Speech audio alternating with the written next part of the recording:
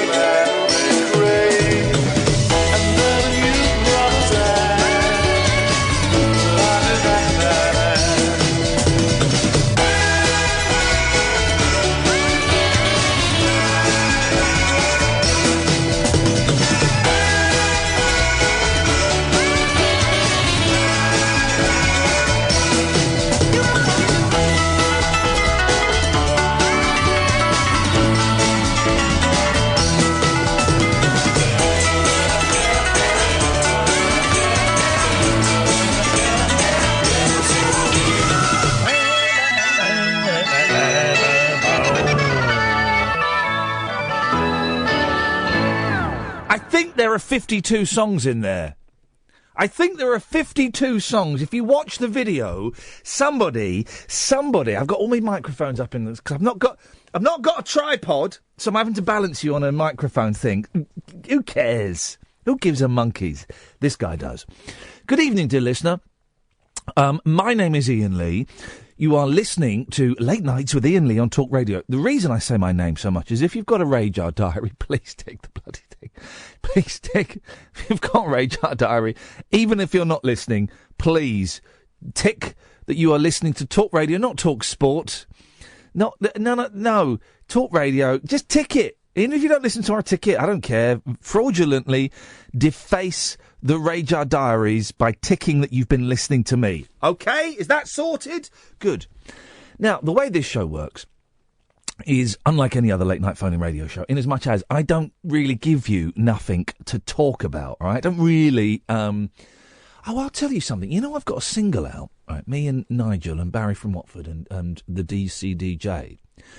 Well, I've been informed that Nigel from Maidstone, thank you, Catherine, has been on his local BBC radio station talking about his solo single. He's been on here, like BBC Northampton or something, talking about his solo single. Has he got another record out that I don't know about? Has he got another record out that I don't know? What the hell is going on? Why did the band split, Iain, after that initial burst of being number 32 in the iTunes dance chart for 2 hours? Because if we were, imagine if the three of us with this one explosive hit, and then we went solo. Just think of the music we could create on our own. I mean, awful music that we would create on our own. So the way this show works is 0844 499 1000. By the way, if you want to give us a call, the way it works is I'm not going to sit here and tell you what we're talking about. This is what we are talking about. Oh, this is what we're talking about tonight. Have you been affected by Alzheimer's? Give me a call. Me and my partner, his father had Alzheimer's, and never touched me personally, but it's boring. Not the saying that Alzheimer's is well, okay, no, I will. It's quite a dull phone-in, as I've done it. But that's not the point. The point is there are other... If you want to be told what to talk about, and you want it to be kind of constricted and constrained within a certain question for an hour, this is the wrong show for you. This is the wrong show for you, okay?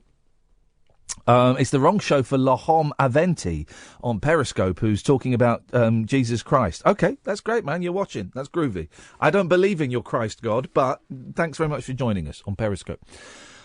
So the show isn't me sat here going, right, well, tonight we're going to talk about... I mean, what would the other stations be doing now? Let's look at the front pages. There we go. Doctor will see you on his webcam. Okay. May will get good EU exit deal. That's kind of what they're talking about.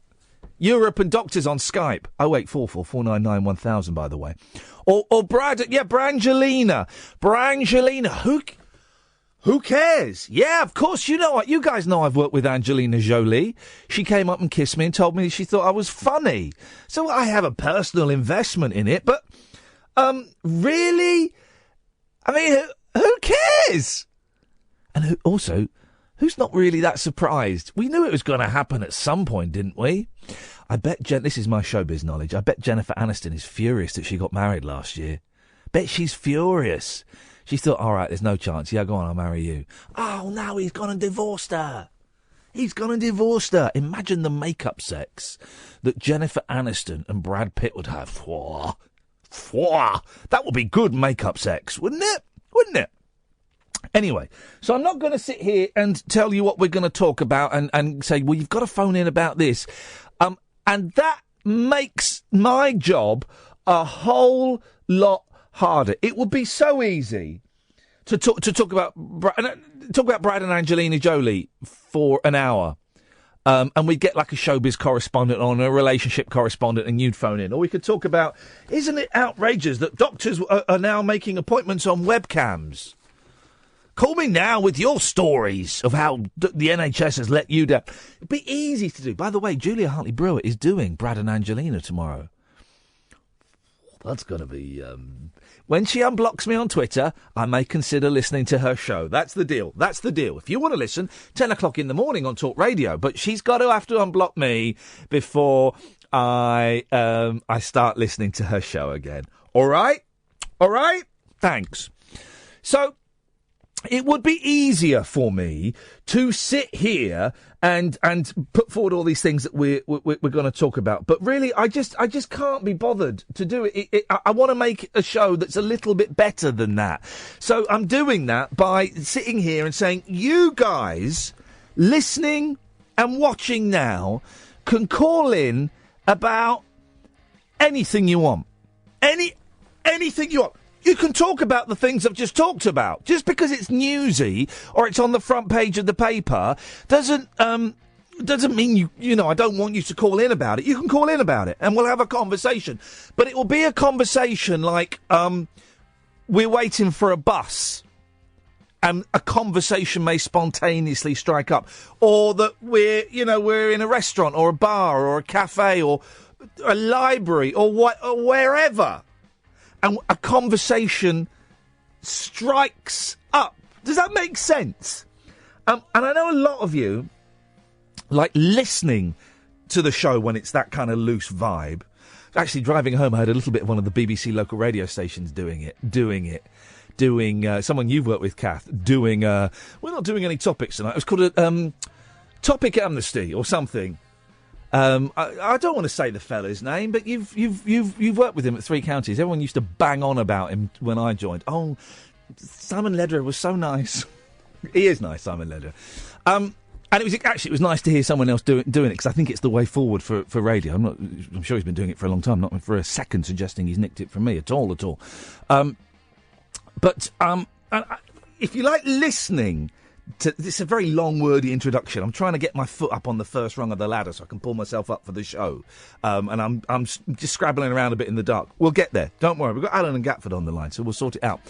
But if you like listening to the show, maybe tonight is the night to call into the show. You don't have to have anything. It helps if you don't, I tell you what doesn't help is if you phone up and go, well, I've got nothing to say. It doesn't help a lot. We can work with that. I can still make magic around that, right? We can still craft that into something. But if you phone up and say, I've had a rubbish day, or I've had a brilliant day, or I spoke to my nan earlier and she really got on my tits. If you want a topic, there's one. When was the last time your nan got on your tits? 0844 499 1000. And it's that kind of show. I don't think I can be any more prescriptive. Here we go. Let me give you an example for the new listeners. Alan! Hip, hip, hip. You see, this guy's got nothing to say. Good evening, Alan. Well, I'm gloating tonight. Why is that, mate? I won the Tuesday quiz. You won the what? You know the show that was on before you? Johnny and Ash, yes. I won the Tuesday quiz. The cheeky quiz? The Tuesday quiz. The cheeky quiz? Yeah. Hey, how did you win the cheeky quiz? By answering questions. Oh, that'll be it. Yeah, that'll be it. Hosted by your producer, Ed. Yeah, he's not my producer, mate. He's my tech op. Catherine's my producer. Oh, sorry. Yay! Sorry, Kath. Hey, she's not listening. Well, that's good news, Alan. Well done. Many congratulations. Yeah, it took me 3 months of getting there. Well, gosh. Well, I've had a busy Tuesday. My diet has been going brilliantly until Yasmin Khan brought in loads of chocolates and Tangfastics, and then I ate loads of them. Oh, dear. And that's fine. So here's the thing. I can't be around chocolates and Tangfastics because I will wolf them down. So basically, I've undone all the goods. It's my fault. I've undone all the good that I've achieved in the last 3 days in the last 20 minutes. Oh, dear. Yeah, what Galway's been up to? Who, Galway? Our friend from Friday night. Oh, yeah, George Galway, yes. The flautist. He's blocked Talk Radio on Twitter. He's done what? He's blocked Talk Radio on Twitter. Why has he done that, mate? Because someone gave him a prank call. Gave him a what call? A prank call. Phew. Glad you said prank. I know that he got a prank call. Was it someone from here?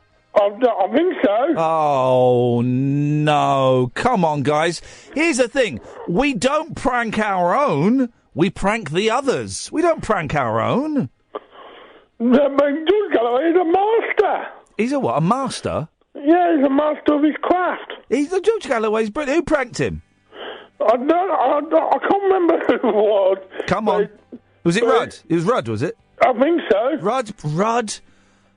Rudd looks so innocent and naive. Rudd prank called George Galloway. That is outrageous. Listen, I like a prank call, but a word of warning to the wise. We don't prank our own, okay? We do not prank our own. No. And shame on Rudd. I what's George's reaction to that? Huh? Well, I wonder what George's reaction to that was. Well, I think we all know exactly what George's reaction to that would have been, but as I haven't got a fader, it's difficult for me to get there at a moment's notice. But he would have said... George, you're a fanny. There we go, smooth. You mean Rod, you're a fanny? Yeah, Rudd, you're a fanny. Rudd, you're a fanny. Did you... Sam Delaney did a very... Sam Delaney has a TV show on Russia Today. I haven't seen it. And he did a very funny George Galloway skit. It was Sam Delaney as Ken Livingstone, and I don't know who it was as George Galloway. I'm going to play a bit of it, but I don't think it's sweary. But if it is, we'll stop it and we'll dump it. So just have a listen to this, Alan. Here we go. Okay.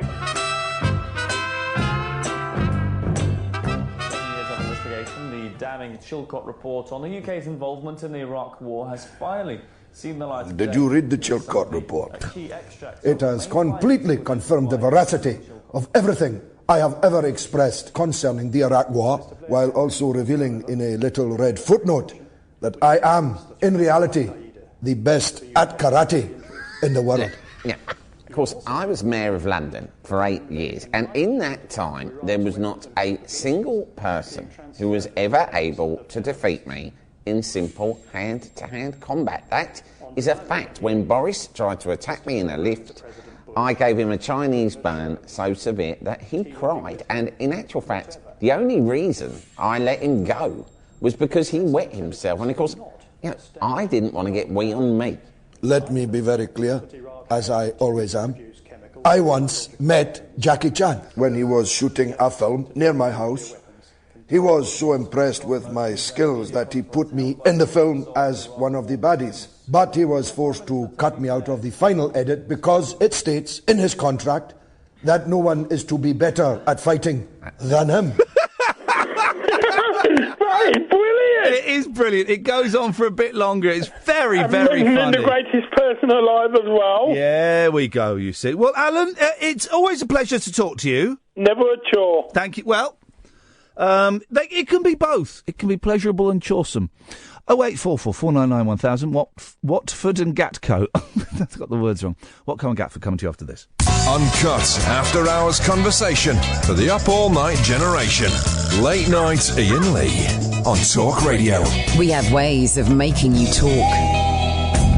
0844 499 1000. Apparently, the National Treasure programme we were watching doesn't finish until 10:30. There's another half an hour of it.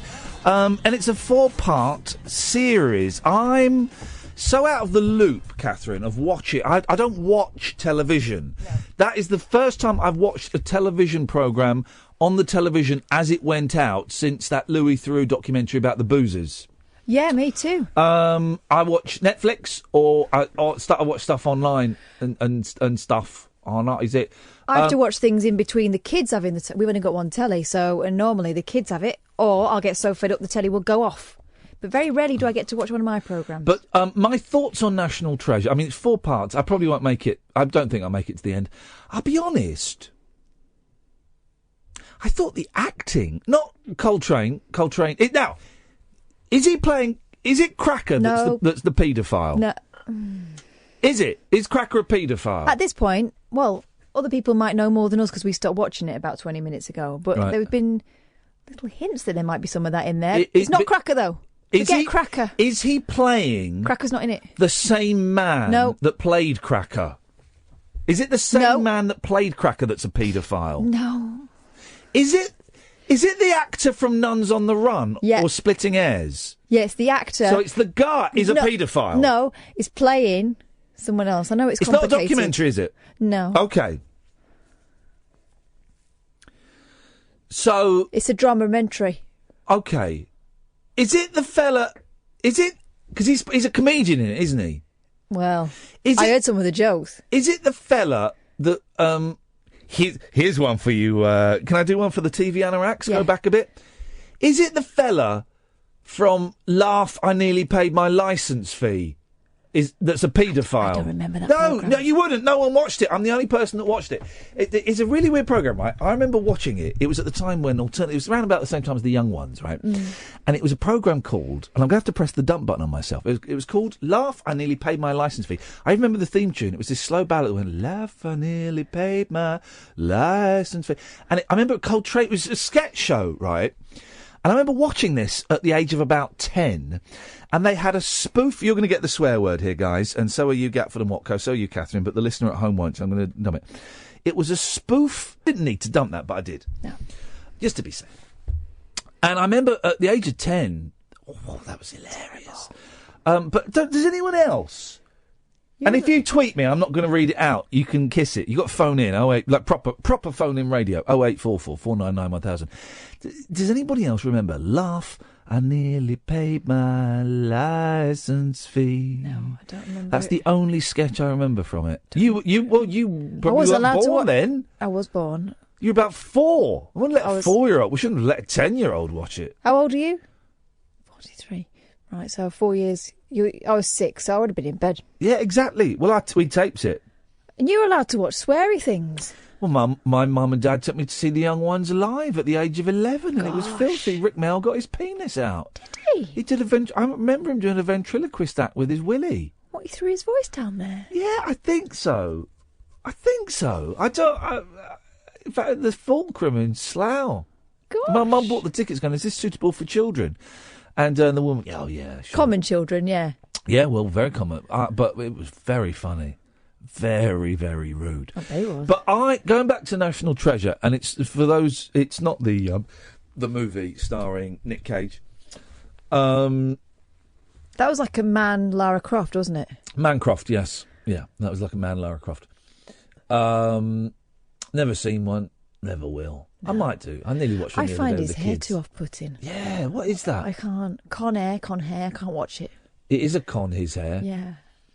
I like Nick Cage, though. I don't. I used to think he's wooden. You never seen Raising Arizona? No. Great movie. Well, at the start, when he was like a cult indie movie star, Raising Arizona. That's a great movie. It's got that old man in it who's still alive. I'll narrow it down a bit. He's got 3 names.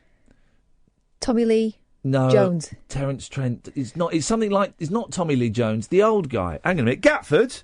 Billy Bob Thornton. No. Let's go to line 2. Watko. Steve Merrick. No.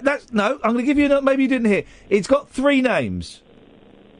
Jimmy Merrick. That's not. It's not that. No. I can see him. What does he look like? Sure, he's always been old. Now he's really old, but he's always been an old man. He's appeared in loads of like cult indie films. You'll know him. It's something. I can do the syllables. It's it could be Terence Trent D'Arby. He's not a black man. Has he got an exotic name? It's not Benicio del Toro. I liked Terence Trent D'Arby. I bought his second album, Neither Fish Nor Flesh. This is how I liked him. Yeah. I took my friends that he was going to dump. I took all his Terence Trent D'Arby albums off his hands. Yeah, I liked Terence. He's going to bin him. He was good. What was his big hit? If you let me stay. He did a song about kissing, didn't he? Wish him well. What was the song about kissing? Let's have a look. Let's take a little travel. Oh, She Kissed Me. She kissed me like I never been kissed before. On his bum hole, on his bum. She kissed me and I before on his bum hole. That was a great song. It was good. Great song, Gatford. Harry Dean Stanton. Thank you very much, ladies and gentlemen. Google him. Yep. Did you Google it, Gatford? No. I'm watching on Periscope. By the way... Hang on. Watko? Yes. He said Harry Dean Stanton, but he got it via Periscope. If you can say Harry Dean Stanton and it's not via Periscope or the internet, then you will win. Is it Steve Jimmy Merrick? I know what you mean. He's got a very craggy face. Very craggy face. I feel bad that I've eaten all that rubbish. But all the weight I lost over the last 2 No, days. you haven't. You'll be fine. I'll have Just don't do it again. Okay, I won't. Don't talk to Yasmin Khan. Sometimes, Ian, you frustrate me with your frivolous, devil-may-care stupidity, said Perry on Twitter. Just sometimes? The whole show is frivolous, devil-may-care We're stupidities. not doing it right. Hello? Yes? Yes, what? We'll come back to you after this, caller. Unmissable late night radio with the original king of unconventional conversation. Make contact with Iain. Late night Iain Lee on Talk Radio. We'll get you talking. 0844 499 1000. Gatford. Yes. You'll be on after Watko. Hello? He'll be on after we finish this conversation. 0844 499 1000. Yeah, early on in his career, Nicolas Cage was like he was a cult act. Raising Arizona was a great film. I think I saw Leaving Las Vegas and it just depressed me. That was the turning point. Yeah. That one with all the Elvises. Is it? Maybe. Raising Arizona, him and his girlfriend find a baby. Yeah. And they call it, we're going to call it Arizona. I don't know if those are, I've not seen it for 25 years, that film, but it's a good film. You'd like it because you like your pretension, you like your nonsense, you like your artsy-fartsy Spanish films. It's not Spanish, but... It might as well be. It's filmed in the desert, I think. The Arizonan desert, perhaps. Watko. Hey. I've changed my mind. You'll be after Gatford. You were misinformed about National Treasure. I'm going to misinform my fist into your face in a minute. Easy now. Well, violence never solved, that problem anyway. Well, it did solve some problems. World War II. Anyway, you were wrong, or given misinformation. National Treasure finished at 10. I watched the end credits. Well, some people may have been watching it on catch-up or plus one. They can't. Well, if they were watching it on plus one, how did it end at 10:30? How does that work? Maybe they stopped halfway through because they thought that, like me, the acting wasn't that good. Well... But then they would have missed the bum. There was a bum in it. There was. And a very strange shower scene at the end. Oh, we missed that. Here's the thing. I didn't think the acting was very good. Now, you can never... Camera work was good. You can never film... The first 5 minutes were awful because you can never film... however good the actors are, you can never get the spontaneous feel of an award ceremony or a stand-up show captured. Oh, no, that was a bit weird, yeah. And I thought Carr was rubbish in it, and I thought... we're being I'm just being critical. It's not rubbish. I'm not unconvincing. It was unconvincing. It was all very, very staged. And they should have... The thing is, here's what they should have done. They had such talent there. They should have just let them improvise that bit. You got Tim McInnery and Robbie Coltrane. Let them improvise that bit. They know their characters are. Film them for an hour. You got your 3 minutes. That's what they should have done, and then it would have had get the audience actually proper laughing. Then you'd have had your entrance. And I thought that first 5-10 minutes in that thing was. But maybe it was supposed to be a little bit pony because they're supposed to be old-fashioned comics, aren't they? Yes.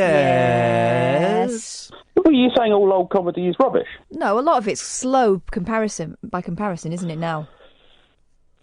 It's all fast cuts now and. Yeah. Swears and gags. Millennial stuff. Yeah. What you got for us, Gat? Well, I was going to talk about National Treasure because I haven't just seen it. I thought it was blooming good. But I agree with you that the first 5 minutes, but I thought the rest of it was blooming excellent. I didn't think the copper was... I think you're going to get more of her, though, because she clearly was... Well, she's a little bit underhand. Well, she's not... Whoa, hang on a minute. She's not the same... Well, no. She's not the fella that smashed in that fella's windscreen. She's not... That's underhand. But she's like the fella that lost his job because even though he found a serial killer, he didn't abide by the rules. She's like that. We want more coppers like that. She said the press won't be out the back, and they were. That was a lie. Well, some coppers are bent. We've got to give them that. Yeah, you've got to give them that. Fair play to them. Here's the thing, right? If I was a copper... I'd totally be bent. I would totally be bent for rent. If someone came... Don't you want to have a mortgage? Yeah, well, I'd rent a second property because I'd be making so much money from... Yeah. Just not big things, right? But if a drug dealer had £1 million worth of cocaine in the car, I'd take £100,000 worth of cocaine from him. And I'd sell that. You don't want to get caught with it. You just say, look, I'll take $100,000 cash. He wouldn't. He's not got the cash in him. I don't know if the scenario is, right. I've pulled over a car. Are you on a bike or in a car yourself? I'm in stop being an idiot. I'm in a car. You're an idiot because you know that the guy you're dealing with isn't the big fella. When they find out that you're trying to cut in on their deal, you're going to be for it. No. They'll find you in a concrete area you're overcoat. In as well. No, this is what happens. If you're messing with the Colombians... Mate, don't bring race into it. Here's what happens. They're not going to take it any of this nonsense. Here's what happens, right? So I pull over this car because it's driving too perfect. It's late at night. It's a Beamer. It has, by coincidence, it's got a black man driving it, but there are 3 white men passengers in it, okay? Tinted windows, so you couldn't tell that as you... All right, Gaza, calm down. And I'm not pulled him over because he's black. I've pulled him over because he's driving too perfect. It's just literally, it's a coincidence he's black. That is not. I swear to God, that is not the reason I pulled him over. All right, you'd have to convince me. No, but I feel I have to stress this. Will you leave that off the report? Will you shut up? I have not pulled him over because he's black. There are 3. I've got one of my friends knows a black police officer in another force. You're making it worse. Not making it worse. All I'm saying is, I am not a racist copper. I am a bent copper, but I'm not racist. I will take bribes off black, white, Chinese, not the Filipinos. You've got to have standards. So, all right, Gaza. Wow. So, I pull him over because he's driving I said, excuse me, sir, can you wind down the window? And he does. Well, no, but you've got to do licence. You're getting on my nerves. Will you shut up? No, but you've got to do it properly. Will you shut up? So I said, excuse me, sir, can I Step see out the car, please, sir. No, I don't want him to step out the car. Oh. I want him in the car. I want him to stay in the car. Some registration. Shut up. Right, he's gone. I know how to do my job. He's gone. Cut him off. He's getting on my nerves tonight. Just to warn him, Watko, are you going to get on my nerves? I'm going to try and keep things quiet. Okay. 0844 499 1000. Sensible lad. Watko is quaking in his boots, rightfully so. Stay in the car, sir. Is this your vehicle? But I'd say vehicle. Is this your vehicle? Throws him off. Yeah. You go, yeah, it is. So right. What have you pulled me over for? Well, you're role playing him, eh? Yeah. What are you pulling me over for? You would just keep quiet, sir. Can you? You can't talk to me like that. Yes, I can, sir. Get out of the car, sir, and let's open the boot. Why are you pulling me over? Why are you picking on me? Let's just open the boot, sir. Is it because I'm driving a flash car? Is that what's going on? This is not a workshop, right? He's opened the boot, right? What are you workshopping it for? It's not a national theatre. Because he would not get the boot open. We're not Italia Conti. Come on. Wouldn't he? No. What I've done is I've got my jacket, and I've undone my jacket, and I put my hands on the side, and he's seen the taser. And I've looked. Is that what you call it? Don't be mucky. This is about corruption in the police. This is serious. He comes out he opens the boot, and there's nothing in it. And I say, close the... Hang on a minute. This is one of those new boots, like the one I've got in my polo. The spacer. It's got a spacer. It's a made-up word, a spacer. It's just not a real tyre. It'll do you till you get to the No. quick fit. No. What that means is there's another level underneath the boot. So there's like a false floor in the boot. Yeah. Which you take that out, and so the boot's bigger. When I bought my new car, they said, I thought, well, this boot's... Talk to me about excessive boot space. I've got a shelving unit in my old car. Well, as soon as I got home, I took the spacer out. It's in the garage. Yeah, won't be seen until it won't be seen until the car gets sold. Anyways, I say it's a spacer. Anyway, go on. Why have you got a briefcase in there? You don't need to see that. No, don't. I'm doing the scene. Why are you doing the scene? Because I thought you wanted me to be the man, and I now... didn't say that. You just burst in and you're slowing down the scene. You don't want me to be in it, just say. I don't want you to be in it. I'm just telling the story of what happened one night when I was a police officer. And I was bent for rent. And I said to the guy, open that. He said, I don't have the pass. I said, yes, you blooming well do, sunshine. Open that up. He opened it up. There was, as I said, £1 million worth of cocaine in there. And I said to him, right, this does not look good for you. And he said, what, can we come to an arrangement? I said, well, I tell you what, you got any cash on you? Because one of my callers in the future might think you. He says, no, I've got no cash. I said, all right, fine. I'm not greedy man. Okay, I want what's fair for you, the worker. Don't point at me. I'm not in this. No, but I'm using you to illustrate. Why are you making this so flipping hard? I don't appreciate being used. I want this to be fair for you. I want it to be fair for me. Don't point at me. What I want from you is, I want 1/10 of that Charlie. That street slang for cocaine. Oh. I want 100 grand's worth of that, and we will say absolutely no. We will say nothing more about this. And you go on your way, I'll go on my way. Bob's your uncle, Fanny's your aunt, bish bash bosh. Except there won't be no bish bash bosh. Everybody's happy. So he put it in the boot of my car. He then drove off. I then took the drugs home. I cut it to kind of double it, and I sold it for 200 grand. And I retired from the police force, and that's why I'm doing this as just a hobby. I've got a load of money, doing it just as a hobby.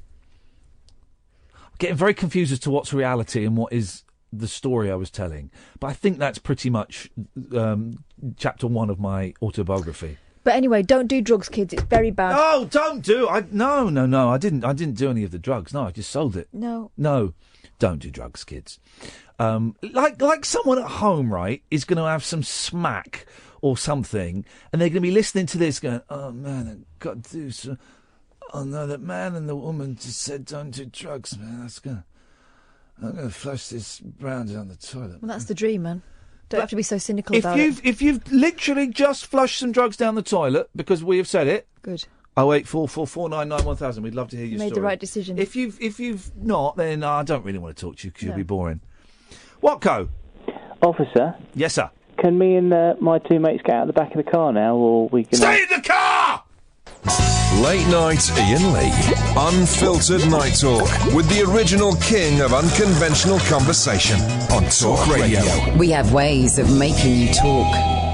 08444991000. We've teased him long enough. You can step out of the car, stretch your legs. Hey, Watko, I had a thought today. Yep. You know, walking on a tightrope. What, the song? Or actually walking? Is there a song called Walk? How does it go? On a tightrope. Don't. Leon Russell, I think it was. Okay, no. I mean, actually walking on a tightrope. I couldn't do it. I'd fall off. Right, you'd fall off, yeah? Hmm. And you're just walking in a straight line, yeah? Yep. Right. How about on a balance beam? Remember balance beams? Could you walk on a balance beam? I wasn't very good at that. Yeah. You'd fall off, yeah? Yeah. Right, and it's just walking in a straight line. How bad are we at walking? Really bad. Because I couldn't do a tightrope. I couldn't do a balance beam I could do a balance beam very slowly, right? But yet, when we walk down the street, I spent way too long thinking about this today. When we walk down the street, we walk in a straight line. But it's obviously not. Are we wobbling all over the place? Yeah. Have you ever tried to walk just on the curb? You know, just the edge of the curb? Yes, because I've got children. Constantly walking on the edge of the curb and not stepping on the cracks. That's tricky. But then does that mean, when we're walking on the pavement, that we're wobbling a lot? Probably. If we were to be tagged, like The Secret Life of Cats, but The Secret Life of Us, right? And they tagged us and they GPS'd our route, right? Would it be, instead of walking straight down your street, it would just be like wobbly, bit towards the curb, bit towards the buildings, bit back? Well, you know I do veer quite a lot when I walk. You do veer, yes. You fall And I over fall quite over a lot. You stumble. I just wonder, and if anyone knows, because surely we walk in a straight line, so a balance beam. Right. When you walk normally, Yes. you've got your legs slightly apart. When you walk on a balance beam, you've got one foot in front of the other. No, I walk like a model on a catwalk. Like the pony trot thing. Yeah. That's one foot in front of another. Yeah, exactly. Does the moon have anything to do with how you walk? No. What? Oh. The moon? Yeah. Like it might, like it has to do with the tides. Oh yeah, so it that could pull you off, couldn't it? That could totally pull you off. Make you wobble. Yeah, it could do. Tremble. It could. Pull you Does right the off. moon? Does the moon really have any impact on our brain psychology? Well, it does on your walking. I don't know about your brain. So hang on. So it's gone from asking a question about the moon's effect on walking To being convinced. to it being a fact. Total fact. And now we're unsure about, because is this true? The human body is 80% water. I'm going to say yes. That can't be true. Look, my fingers aren't water. You could bite your finger off if you wanted to, and suck it dry like a cacti. And you never need to buy another bottle of water. Is it true if you're in a desert and you can suck off a cactus? Is that true? To quench your thirst. Yeah. Wow. Did you hear the thing about the salt water as well? No, mate. Go on. I Come closer, Watko. She's going to tell us about the salt water. Walter. I saw a documentary Yeah. once, and it was about, I can't remember what it was about, survival or something. And there was this nurse with her family in the middle of the ocean. Yeah. Careless. I don't know how she got like that. She should know better. Yes. Working in her Come line. on, mate. Get to the. Anyway, cut so to they the got chase. This is stranded, too and gripping. she was saying, "Oh, we're all going to die because we've not had a proper drink for ages." Right? Yeah. So what they did was they got a tube. Obviously, you can't drink salt water. Don't be ridiculous. You'll just throw it up. Yeah. Blow up their backsides. can't you? You can ingest it through your bumhole. Oh. That makes sense, actually. We've just saved some lives there. That makes sense. And if you've not got a tube, you could put some in your mouth and just... You do it like this. You get some water. Oh, I must stress though. Yeah. Last resort. Yes. And ask first. Always get permission. Watko, I think you'd agree with me on this. Don't just do it on a ferry because there will be a bottle of water Always somewhere. get permission, Watko, before blowing salt water up someone's anus. I think you'd agree with that, wouldn't you, Watko? I totally would agree with that. I think it's inappropriate unless you have written permission. Yeah. Well, you might not have a pen. If you've not got water, you might not have a...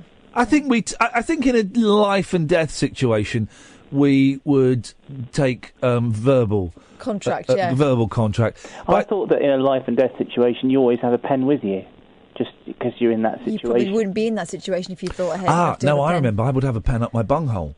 So you'd have to get the pen out before you could blow the salt water up there, Watko. Sign your name in big letters on the contract. When are we doing this? Well, when we've drawn up the contract. We've got Scroobius Pip coming on the show tomorrow.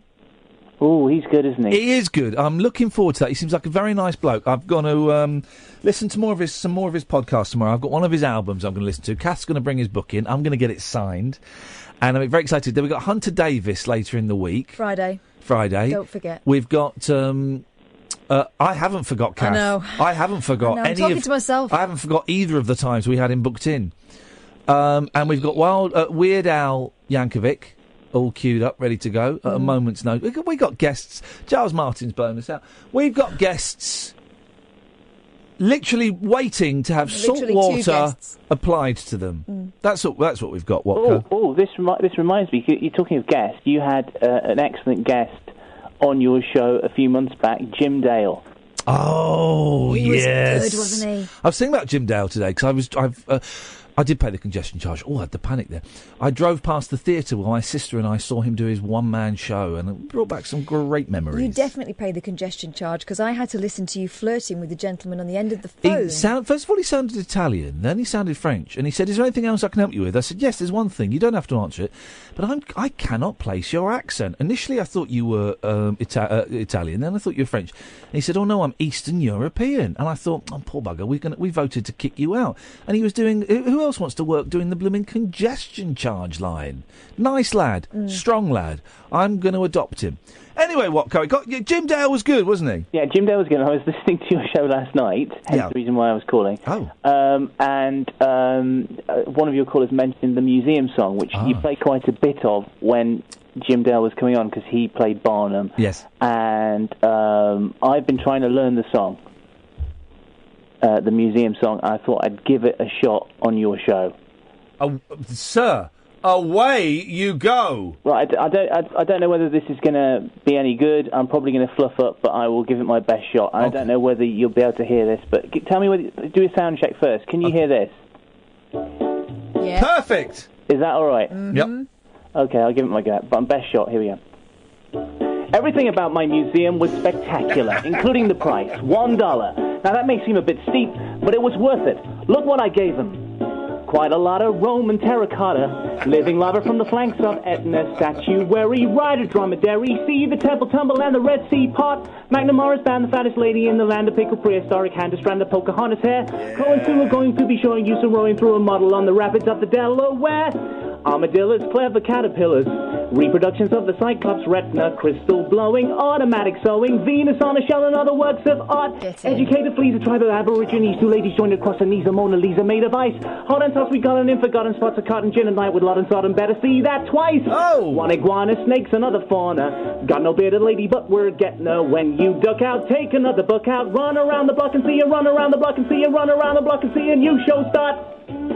Come on, here we go. Round 2.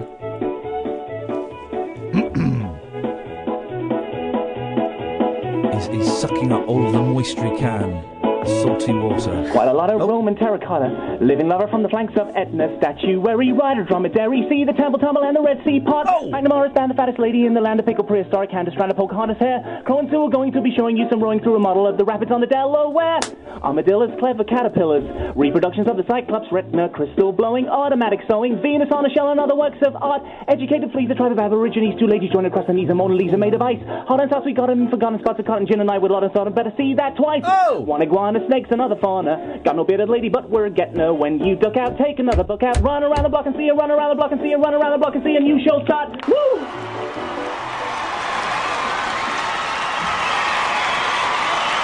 Well, that really is superb.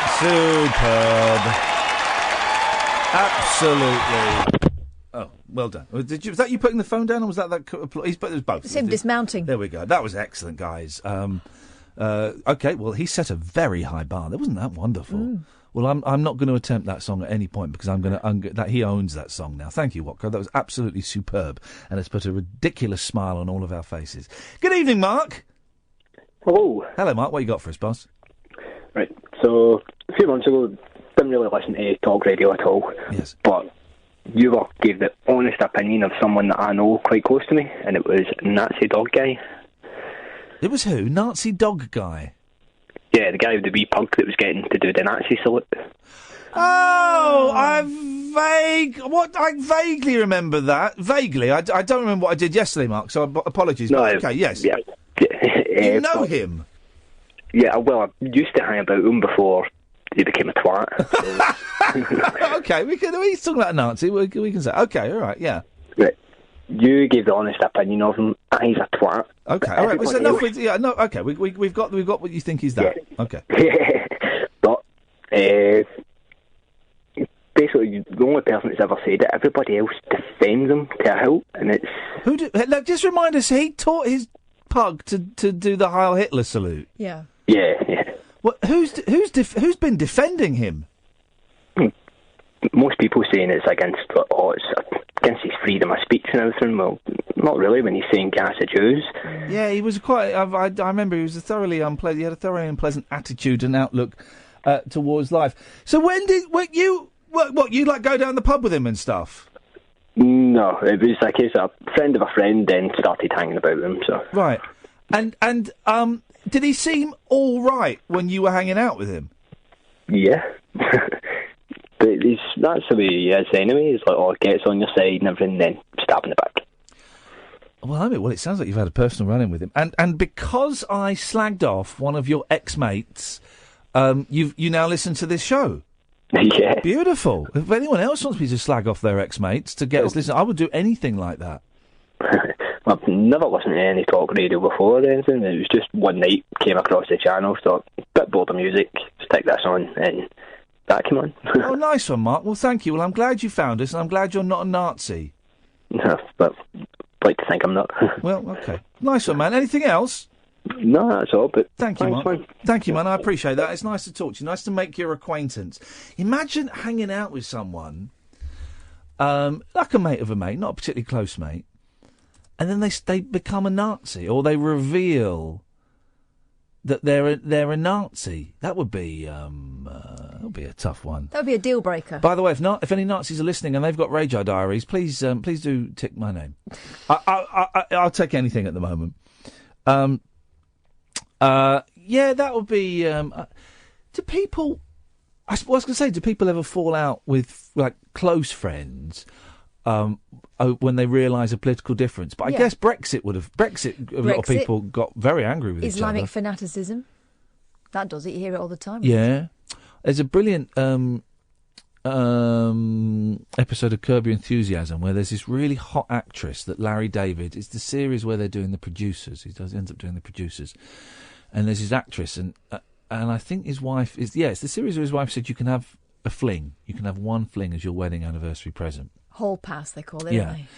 and he's had this eye on this actress, and they go to consummate this passion, and he's in the dressing room, and he's like, whoa, oh, yeah. and they're about to get it on, and they're kissing and stuff, and he looks over her shoulder, and she has like a picture of her with Ronald Reagan or George Bush or something, and he goes, "Oh, what? You're a Republican?" She goes, "Yeah, of course. Why? What are you?" He goes, "I'm a Democrat," and he can't achieve an erection because of her political. Well, that's clearly fiction, because I think most men would manage it. I mean, I could go out with someone. I mean, I'm going to say something controversial. I could go out with someone if they were a racist. Sorry? Would you? For a little bit. Define going out, because he wasn't going to go out with her, was he? He was pretty much going to stay in. I would go and see a film with them. Mm-hmm. I mean, I would no talking involved. I mean, I would say we can't discuss race. Okay, but I imagine as a racist, she would keep bringing it up. Yeah. And that's why I divorced my first wife after 15 years of us, waltzing around the edges of her racism. No, I couldn't go out with a massive racist. It's an interesting thing that you maybe could manage some tiny old-fashioned racism. Yeah, maybe I shouldn't have said it on the radio. 084 Jay, you'll come up straight after the news. 0844. I think I saw Nigel from Maidstone calling in. Good, because I want to have a word with him. He's in trouble. 0844 499 1000. I'm Iain Lee. You're listening to Talk Radio. Across the UK, online and on DAB. Talk Radio. For those about to talk, we salute you. Talk Radio. I'm just booking an act for the Christmas performance room. Are you picking your nose there? No, I wasn't saw that. scratching If it. you don't scratch it on the inside. Wasn't in That's the a inside. pick. No, look. You finger was up? No. And, you pulled it down very quickly. No, I was scratching. Here's the news. Late night, Iain Lee on Talk Radio. We have ways of making you talk. What you do to me, I know, I can't believe there's something about you got me down on my knees.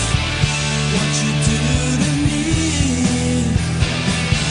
I know, I can't believe there's something about you got me down on my knees. What you do to me. What you do to me, what you do to me, what you do to me,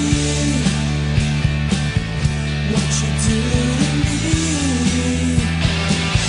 I know, I can't believe there's something about you got me down on my knees. What you do to me, I know.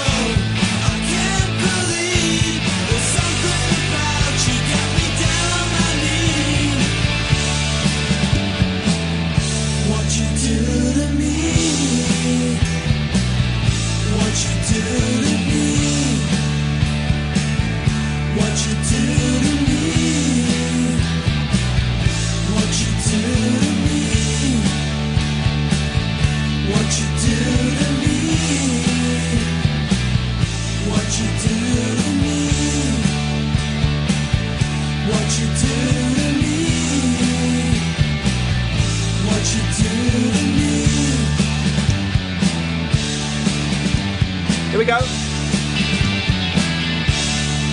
That's a nice song, isn't it? Yeah.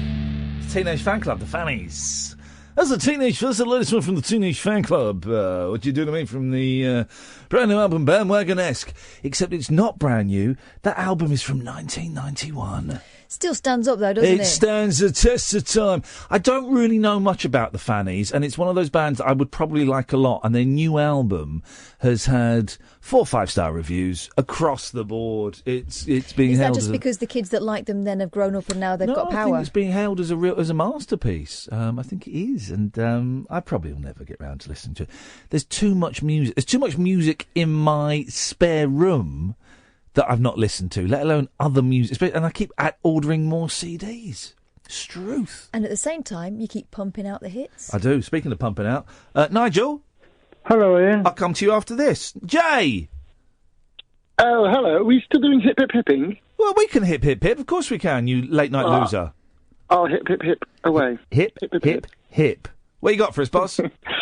I was wandering back from the pub this evening. I know it's a cliche of your listeners. It's not my listeners. It's not a cliche, it's a truth.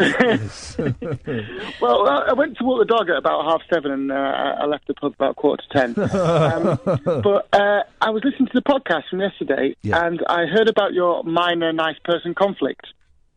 My what? The residue. It's a thing and I'd had one last night. It's where you have a conflict, because I like to think I'm an okay person, but you have a conflict with another person who's essentially a nice person. Yeah. But you both kind of get into a thing and don't back down, and you end up having a minor disagreement, turns into a conflict where you're both kind of... and I had one last night. What was yours about? So... I've called him before. I don't know if you remember. I'm a member of a ukulele troupe. And I had a conversation with you about a mandolin and a ukulele. Anyway, yes, I do remember that. Now, you recommended, the mandolin you recommended was about 350 quid. Nah, 200 quid. Well, there's an excellent musical concession in a department store near me, run by a lovely bloke called Chris. He's got electric mandolins for 95 quid. Yeah, what are they? Yeah. Is it? Got to be careful with mandolins, because they're tough to make well. Yeah. They're tough to make well, mandolins. So well, he's got one that's 75 quid, and that sounds a bit cheap, right? But the 95 quid sounds all right. Well, go for it. I keep going in there, and I keep plucking it, and I've worked out one chord. And he says, "You're going to take it in?" I say, I really shouldn't, and I put it back and I walk out. I really shouldn't. It does make a difference, though, getting a good one, because it's more money. You don't want to play it. You don't want to play it if you think it sounds a bit plinky plonky. Yeah. It does make a difference. Anyway, I digress. Yes, that was a digression. Yeah, I'll give you that. I go to this ukulele troupe and I enjoy it, but and I'm not the youngest anymore. But for a while, I was the youngest by about 10 years. Oh, that moment when you stop being the youngest. There are so few moments in my life now where I am the youngest person in the room. Oh God. Well, ukulele's trendy now, isn't it? Yeah. All the kids have turned up. All the kids are doing it. Up. Yeah. So anyway, so there's basically just lots of lovely old boys and girls there, and they go for the social as much as anything. And but you know, we're in an industrial northern town, and we're all fairly takers as you see us. And I decided every once a month, we, as well as playing all the songs together, there's a bit of an open mic night. Yeah. So I did a song that had a few swears in. Oh mate, brave. And before. I know, but, you know, I've heard that language, I've heard a bit of fruity. It's in a pub, for goodness sake, and we're all adults. Yeah. So I did a song, but you'll probably hate it, but I did a song by Mumford & Sons called Little Lime Man. Oh, Mumford & Sons are all right, you know, they are, they're all right. It's got a couple of F-bombs in the chorus. Yeah. So I did this song. I did say at the beginning, you know, do apologise for those sensitive souls out there, but it's got a bit of fruity language in this, and kind of tongue-in-cheek. I didn't really expect anyone to get annoyed. And so I finished the song, and I think I did okay. And my group of pals at my table said, "Oh, that was really good. Well done, well done." And a couple of songs later, I felt a heavy hand on my shoulder, and I was challenged in front of everyone for my use of swearing. And really, you should have told him to F off. That's what I would have done. Well, I felt bad because he's a nice old boy, and he brings in cakes for people every now and again. And he said, you know, there's no swearing here. And I've been going longer than he, but, you know, there's no swearing here. That's why I come here. And he started saying, I didn't laugh. And I thought he was joking, because he's always joking about. Yeah. So I did the worst thing I could have done. I just laughed. Oh. Because I thought he was joking. Yeah. No swearing here, you know. And he said, don't laugh at me, you've upset me. And I said, really? He said, I said, give over. And so anyway, so then there's someone else waiting to play their song, and everyone's looking at us, and I get, a bit red in the face, and I do what you did, and I got defensive. Yeah, that's a physiological, psychological thing to do. Someone attacks you, well, you stick up for yourself. Yeah, and that's the moment where it can, what I should have done is gone, oh, I'm really sorry about that. I didn't realise it upset you, and everyone would have sat down. Yeah, but I didn't. What did you say, Jay? I just said. Yeah, we're all grown-ups here. You're a grown-up. If that offends you, how do you get through life walking around, You asked him how he gets through life. Oh, he's God. older than you. I know. And then he said, "Do you want me to resign? Do you want me to resign?" Oh, the resignation came out quick. It did. And we stood there. Everyone was looking at us. And this poor bloke's waiting to sing his song. And I said, I won't say his name. He said his name. I said, you certainly do have a flair for the dramatic, don't you? Oh. And he was incandescent. So anyway, he went and sat down, and it didn't help because my mate starts getting involved and saying, but, we sing, as a troupe, we sing Always Look on the Bright Side of Life, which has an S-bomb in it. He sings the S-bomb in it, does he? Well, I don't know if he does, but we do as a troupe. Yeah. And I've never heard him complain about that. And there's loads of bawdy songs that get sung. Yeah. Anyway, so then my friend starts, just kind of, sticking up for me by saying, we sing this song and you sing that song. And then I felt bad because it felt like people were ganging up on him. Yeah. It was just awful. But essentially, it's just, he's a nice person who took offence. I should have just gone, yeah, sorry, whatever. How did how did the evening end? With you storming off in different directions? No. Well, he went back to his seat, and we turned round and we looked at this poor bloke who was waiting to do his song. He made a joke about, well, at least I have to play to an awkward atmosphere. Hey! Come on, geezer. Respect to that. Yeah, he did. He was good. And then it kind of carried on, and then it came around. What we do is we take turns picking songs. And it came round to our table, and my mate went, always look on the bright side of life. And the chairman just said, no, we're not going to sing that one tonight. We'll just do something else. So it was a little awkward. And we had as he left, I kind of shook his hand and said, look, we've obviously got different opinions about what's important in terms of the words we use, but, no hard feelings. But it was awful. It was awful. Yeah. It's that feeling in... For me, the other day, I don't know if you felt it. It was that I could feel the reddening of the cheeks, and deep in the pit of my stomach, I had this knot, and it was growing. The longer I left it, it was growing. Going for me, the way I resolved it was I went and apologised to the woman, and then she was very gracious.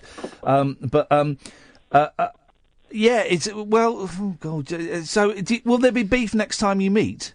I doubt it. I might think twice if a song comes up where there's a bit of a fruity language. Now I know how he feels, because it's not like I deliberately picked a song to upset him. Yeah. Which I pointed out as well, but the way I pointed it out was by shouting at him. It's not like I deliberately picked a song to upset him. You could do that. What's that NWA song? F the Police. F the Police. On the ukulele. Yeah, F the Police. You could do that. Yeah, Crazy Mother Hubbard named Ice Cube. There we go. You see, well done. Gosh, that was very dexterous tongue. What a dexterous tongue you've got, Joe. Impressive. I tried to play my ukulele the other day. I haven't played it for ages. How are you getting on? I can't remember any of the chords. What were you playing? I can't even remember what kind of uke it is. It's just a standard tuning. No, what song were you playing? Oh, what song was I playing? I was trying to play... my party piece used to be Beyonce. To the left, everything you own. And it's really good on the ukulele. And I can only remember the first... I was trying to do a muscle memory, because I can't remember any of the chords. Yeah. So I was trying to do a muscle memory You play guitar, though, don't you? Yeah. But it's different chords. Same as the top four strings, but it's the same as the top four strings, the same tuning. All you've got to do is think that it's like a guitar with a capo on the fifth. But exactly. Just a guitar with a capo on the fifth. Here we go. There you go. Yeah. You see, son. But I can't. But I couldn't work out. I worked out the first two chords. I remembered the first two chords, and then I was there for half an hour. You got to know C. It's only one finger. I know C, and I was going round. I was going round because I need to get kind of the shapes go in my head. I remember it going round and coming back, going round, and I couldn't do it. But I need to dig. I need to dig it. Give it a couple of hours, you'll get it back. Yeah, I'd lost my chord book, so I've bought a new chord book so I can. Why don't you just go on the internet? What are you buying books for? I like the chord book. It's like that long, thin. I like that. You just get a PDF off the internet. It's all there. I like books. There's a really good fella on YouTube, the ukulele tutor. He can teach you to do. Yeah, he is good. Actually, he's awesome. I like him. Well, I've got a 5-string banjo that I bought about 4 years ago, and I thought, right, I'm going to learn the 5-string banjo. It is flipping hard. They're tough because you've got that drone string that you can't really control, so you end up playing. Yeah, and I can't do all the rolling fingers. I can't do the I can't do all that. there's a thing called a plectrum banjo, which was brought out when people started getting plectrums and just whacking them. Yeah. And it's just got 4 strings instead of it hasn't got that drone string at the top, so you can just hit it with a plectrum and lay caution to the wind. Tomorrow, I've got nothing to do. Tomorrow, when I'm listening to Scroobius Pip podcasts, I'm going to teach myself banjo. There we go. That's what I'm going to do tomorrorow. How's about them apples? You should do. What's that song he does? Thou shalt not. Thou shalt not kill. That's the only one of his I know. Kill. I should always kill. You should try and figure that out on the uke. Yeah, fine, I'll do. And I'm not going to play his own song to him when he comes in. I like a massive... Jay, thank you for that, mate. 0844 499 1000. Yeah, I'll have a little go on the banjo tomorrow. It's hard, though. That 5th string makes it... And I can't do the picking, so I just tend to bash away. Nigel! Yeah, hello, Ian. Were you listening to that? Yeah. I've never played the banjo before. OK, we'll get your thoughts on it after this. Uncut after-hours conversation for the up-all-night generation. Late Night Iain Lee on Talk Radio. We have ways of making you talk. 0844 499 1000 is the phone number if you want to take part. We do call you back. Have you downloaded our smartphone app, guys? Lots of people don't know you can listen to us on your telephones, your pocket telephones, on iTunes and Android, the Talk Radio app. And let me give you one more way. You can watch us on Periscope. As we had 12,000 people watching on Periscope last night. I think that's because I put an F-bomb in the title, so I put another F-bomb in the title tonight just to see. 12,000 people. If you go to periscope.tv/Iain Lee. And some clever people, I don't know how they do this, they can then hook it up to their television sets. And they want... I mean, it's a close-up of my face because I forgot the tripod tonight, so you're just looking up my nose. But they hook it up to their... I imagine it's just a question of the right lead. Yes, mate. Nigel! Hello, Ian. Hello, Nigel. Can you check whereabouts are we in the charts at the moment? Sure. Since I last spoke to you. I'll let me have a little look. Go to iTunes. Because I'm worried that we might not even be in there. Okay, let me go. Don't worry about it. It's going to happen iTunes at some Store. point. We're going to go to sort of navigate. We're in the dance. We were 55 last time I spoke to you. Let's have a look. So dance. Hang on a minute. Top songs. We're going to click on top songs in the dance chart. Last time I looked, we were 32. Is it the iTunes dance chart? 32. So we're not there at 32. Where were we last time you looked? Number 55, but is it in the iTunes one? Not at number 55 anymore. No. We've dropped to number 83. But what is it? What? Which dance chart is it? Because I couldn't find it when I looked through. There's so many different ones. It's the iTunes dance chart. The iTunes one. There's only one iTunes one. There's one iTunes dance chart. Yeah. And it's in that. Is that the 2 songs on there? It's just Lindsay Lohan. What about the Miley Cyrus one? I don't know. Because you said that was doing 55 last week. Why are you asking, Nigel? Is this wondering whether we're still in the charts? Yeah. Is this so you can go on BBC local radio and talk about it? No. Oh, of course not. You've been on the radio. Number 83, did you say? Changing the subject. Have you been on the radio today? No. No, I did. I had a press conference yesterday in the newspapers at Tunbridge Wells, talking about the record, me being in the charts and everything. A press about press the conference records and stuff. And they took some photos of me to put me in the papers about me singing it on the radio and stuff. Right. So I'm quite interested. And when are they going to interview the other members of your band? No, it's just about me and the records. When are they going to interview the other members of the band that are on the records? You mean? Me yeah. Me and Dan. Yeah. Yeah. Well, they haven't got back to me about it yet. I'd have to mention that to them, but I'll mention it to them. It just feels. You'd have to come to Kent, though, wouldn't you? No, they could do it on the phone. Oh, I see. It just but they're right. They only write it. It's only a write-up. Yeah, it just feels a bit Spice Girls. Yeah, it just feels. now I know how the rest of the Spandau Ballet must have felt when Tony Hadley was always in smash hits. You know what I mean? Yeah. Where is the album on the charts? You mentioned us. You mentioned us, though, didn't you, Nigel? Of course I did. Yes, I said Ian's on the front cover of the album and stuff. Did you tell them why Ian was on the front cover of the album? I told him that you were singing on the record with me. Nigel, have they heard the song? Well, yes, they have by now, I should think, because I told them about it yesterday. Do they know what it's about? Yeah. Oh. I told them Miley Cyrus and Lindsay Lohan, yeah. The lyrics, though, I'm just wondering whether they're aware of the...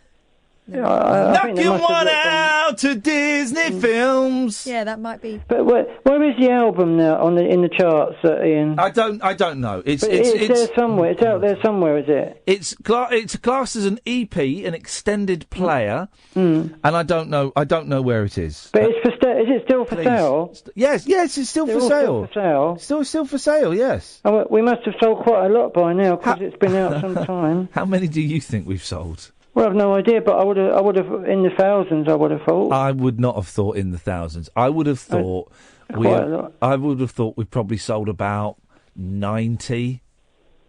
Yeah, but all around the world. I mean. Yeah, all around the world. I'd be surprised if we've sold more than 200. It's probably about 90. I don't know. You don't know for sure, though, do you? You don't know for sure. I don't know for sure. And the thing with iTunes is it takes ages. I think it takes a couple of months for the figures to come through. Yeah, so the longer it's out there for sale, the more money you get at the end. Nigel, I forgot I'm talking to a man who thinks he was talking to Kylie Minogue on Skype the other night when he wasn't. Well, I couldn't get through, so I don't know whether it was a real one or not. It wasn't. Why would it? But why, Nigel? Why would it? Why would the real Kylie Minogue want to talk to you on Skype? Well, because I said I just got a record in the charts. That was it's quite a good thing, isn't it? Yeah, but again, I'm going to ask you the question and think about it. This is a serious, it's not a trick question. Why would the real Kylie Minogue want to talk to you on Skype? Well, I don't know. I don't know why it came up. It was just her name and said... I think someone's winding you up, mate. Yeah, it doesn't really matter anyway. It's not important. And you say she filmed you? No, that wasn't the same thing. That was something else.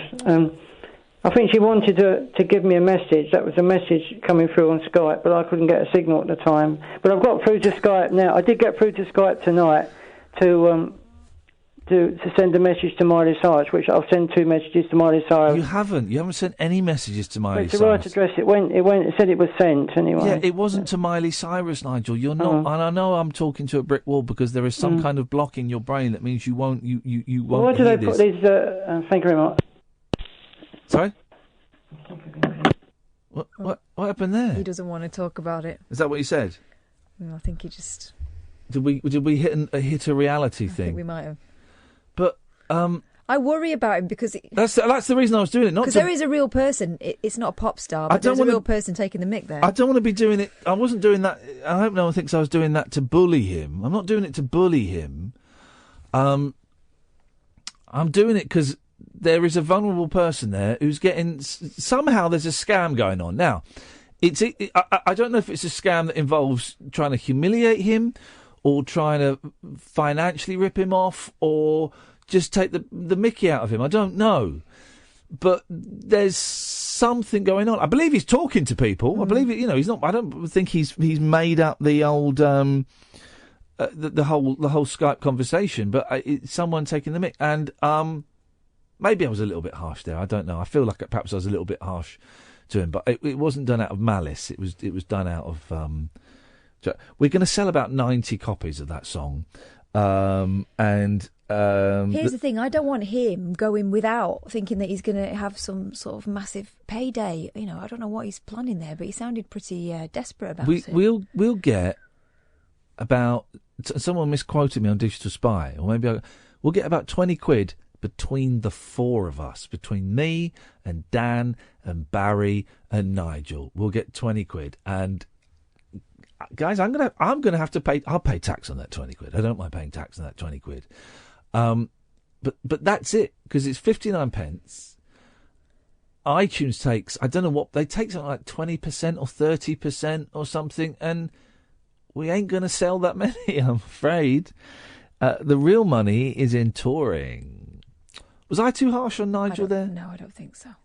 We've been having the same conversation with Nigel for about 2 months. But I guess... There's a certain point at which he doesn't want to hear it, you're right. Well, he literally didn't want to hear it, put the phone down there, but I guess I have to accept that he doesn't want to hear it and he's not my responsibility. And, but then I can't... But then do I just stand by and let him get ripped off? I suppose if it's bringing in pleasure and it's not costing him money, I suppose, I do let him do that. I suppose. I don't know. I don't think Nigel is used to being challenged. I did challenge him a bit hard there, but perhaps I did. But it was done with good intent. That was a buzzkill, isn't it? I know what would cheer us up. Well, I haven't got it. I was going to play the song. I haven't got it. 0844 499 1000 is the telephone number. If you want to give us a call, you're more than welcome to. Let's have a quick break. Unmissable late night radio with the original king of unconventional conversation. Make contact with Iain. Late night Iain Lee on Talk Radio. We'll get you talking. 0844 499 1000. We call you back. Hannah's on the line. Good evening, Hannah. Hello. Hello. Hip, hip, hip. Hip, hip. I've only just sort of really tuned in, really, so I only caught the end of Nigel. Well, it's not all been as awkward as that. We've had Watko singing a song. We've had I don't remember what we had in the first hour. It must have been pretty poor. We talked a bit about that Robbie Coltrane programme. We had a Jubilant Alan. Jubilant Alan, yes. It's been. I'd say yesterday's show was a 7. I'd say so far this is a 5.5.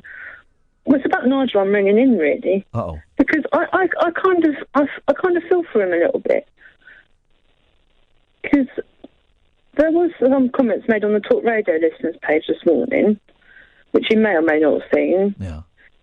And he may be a bit of a complicated person or simple person, and as you know, you welcome all sorts of people to your show, don't you? Yeah. And people like him, Jonathan, we may not get. But it doesn't give reason to people to sort of judge him or... Well, I'm not saying you're judging him. What did they... I didn't see what it said on the Talk Radio... By the way, the Talk Radio listeners' Facebook page is an excellent place to hang out and talk about all the shows. I didn't see what it said. What did it say? Well, I'm not naming people, but people saying that he's deluded, which... Well, he is. That's true. He's deluded, yeah. Yeah. Yeah. But to say that on... Well, I'm saying on radio, he's deluded. He's deluded. I know, but I just feel it's... I don't know, is it targeting someone? No, I think if there is a forum that is about this radio station and people are coming on this radio station, as callers, then they're open to being commented on. You can't just... Okay, I'm going to... supposing we had a caller, let's go to I've got a fictional caller called Steve, right? Supposing we had a fictional caller called Steve who has mental issues. In the olden days, we would have called Steve Simple, right? And it would be mine and Catherine's decision whether we thought that person was with it enough to come on the air. And Catherine and I made the decision that Simple Steve was with it enough to come on the air.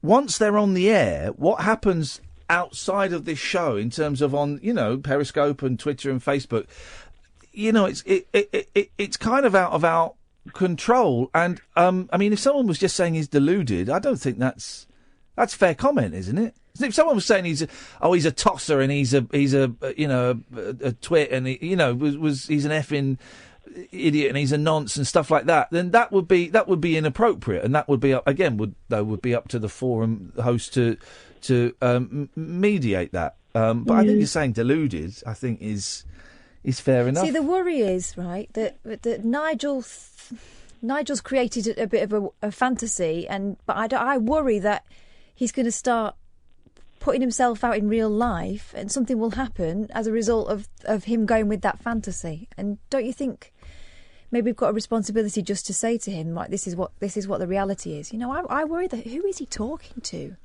Who is he talking to that's trying to convince him that they are somebody else? You know, it can only be. It's just troublesome. It's worrying, and it can only be exploitative, can't it? Yeah. And also the team of moderators on the Talk Radio Lister thing. I think it's probably one of the better moderated Facebook pages and internet forums, because I think, you know, I know Lee that runs it. His heart's in the right place, isn't it? Yeah. No, it's a good page. I'm not saying it's not. No, it's a good page. Yeah. And I think that they're generally, when I've popped in and out of there, as I do from time to time, they're normally pretty fair. I've only once have I asked Lee to take one thing down, and that was because it was someone that we didn't want to encourage to be part of the show anymore for various reasons. I don't think, he'll correct me if I'm wrong, I don't think I've ever asked him to take anything else down, even stuff that's been critical about me or the show, because it's not my page, man. You know, that's it, and that's why I used to you know, follow it and everything, and I do have a look now and again, but because I don't want to stilt conversation. I don't want people thinking I'm breathing down their neck, or I'm going to, you know, fly in and so I took a step back from it. But I think that generally it's a good-natured page and it's fair. Yeah. I just felt talking about one particular person wasn't right, really. Well, then you need to have a word with the people that run the page, then. Yeah. And you can also comment, can't you? You can put that point forward. Yeah. All right, anyway, Hannah. Guess how long the longest fart was today in the world records? So what was the what? I was at quiz night tonight. Oh, yeah. And the world's longest fart... Jesus Christ, what? What a leap. Yes? ...was 2.5 minutes. No, it wasn't. Yeah. Well, that's maybe been the longest one that Norris McSquirter has recorded, but he should come round to my house on Christmas Day. He'd come round about 4 o'clock in the afternoon, Hannah, and Norris would get, we'd probably breathe life back into him. He's dead, isn't he, poor fella? But 2.5 minutes, that's a nothing. Amateur. Amateur. It's good to Talk Radio listeners' Facebook page, but it's nothing to do with us. And there's stuff on there I disagree with, and there's stuff I don't like, and you know, it's nothing to do with me. Yeah, and sometimes people think they know more than they know, and that's, you know, do you know what? If they're having fun, who cares? I mean, what if we wanted to stop Nigel being criticised on the internet? The only way we could do it is to stop him coming on the show, and I don't want to stop him coming on the show. I think you know, when he's on point, he's a good caller, and I think it's a bit fun. I know that some people find him hilarious, and some people, you know, enjoy the warmth and passion of his calls, and some people hate his calls. But the same could be said Brilliant. for so many others that we have on. I mean, I hate you on the radio. But I've got you in here because A, you're a cracking bit of eye candy, and B, I just think we need a bird on the air. So that's what you're in here for, Catherine. And others would disagree with me. Others would say we don't need a bird. She's not a cracking bit of eye candy. What are you talking about? And that is their opinion. So swings and roundabouts. Do you want to swing on this roundabout? Do you want to swing on this one? No, thanks. Oh, wait.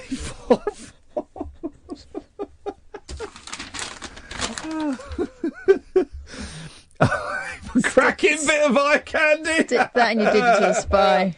Hey, we went out today after a high-powered thrusting meeting in the city. Can you stop with the thrusting and the... We went out we went to a proper sushi place, Yeah. not your chain restaurants that pop up everywhere. Do you know where the loo was? Go on. Through the kitchen. Beautiful. The best. They're the best. It was clean. I did have a look. The guy that was making our sushi fresh had a bag of chips behind the counter. Good for him. Fish and chips. Exactly. But I've had sushi in Japan, but that was God, the last time we went was before the eldest was born, so that was like 7-8 years ago. Flipping heck. And the boys like going to, you know, one of these chains and stuff, and it's all very pleasant stuff. But I don't really like the fishy bits on the top. It's just something a little bit I don't know about. But this sushi today was absolutely cracking, wasn't it? It was delicious. Yeah. I could have had a bit more of that. And you're paying a little bit more. You're paying a premium price. But we were feeling celebratory, weren't we? We were, and it was lovely, fresh sushi. I want to have.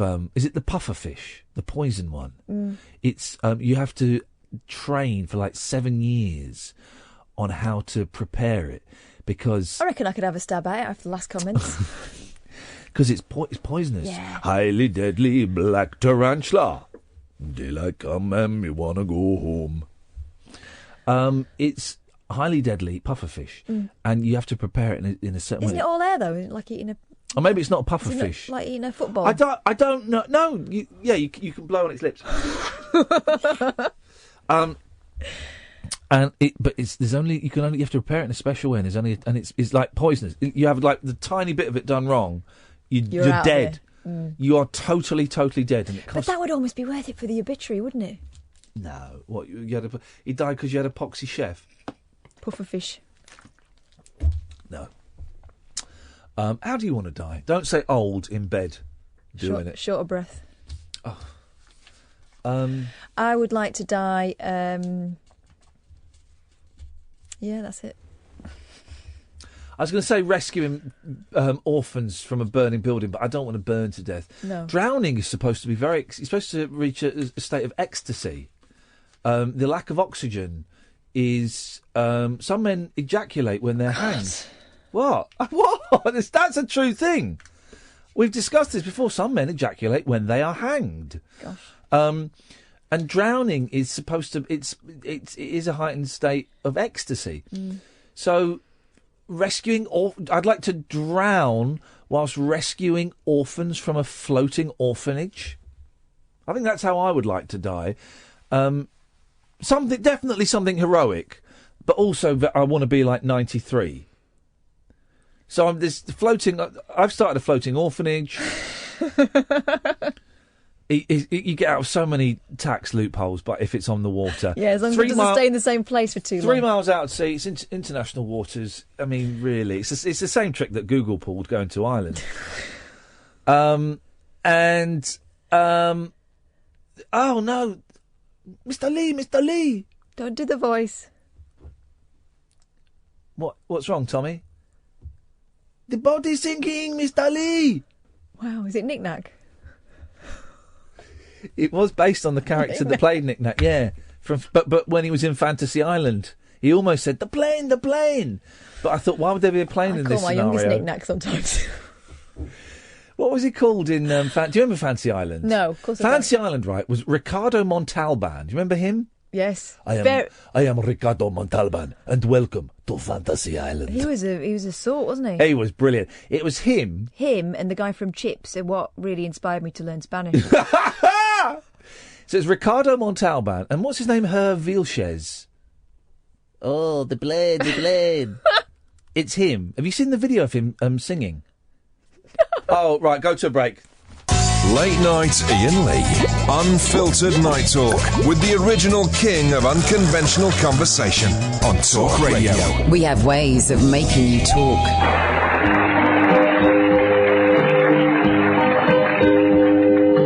Why do people have to fight? He's saying fight. Oh. Why don't they learn to do what right?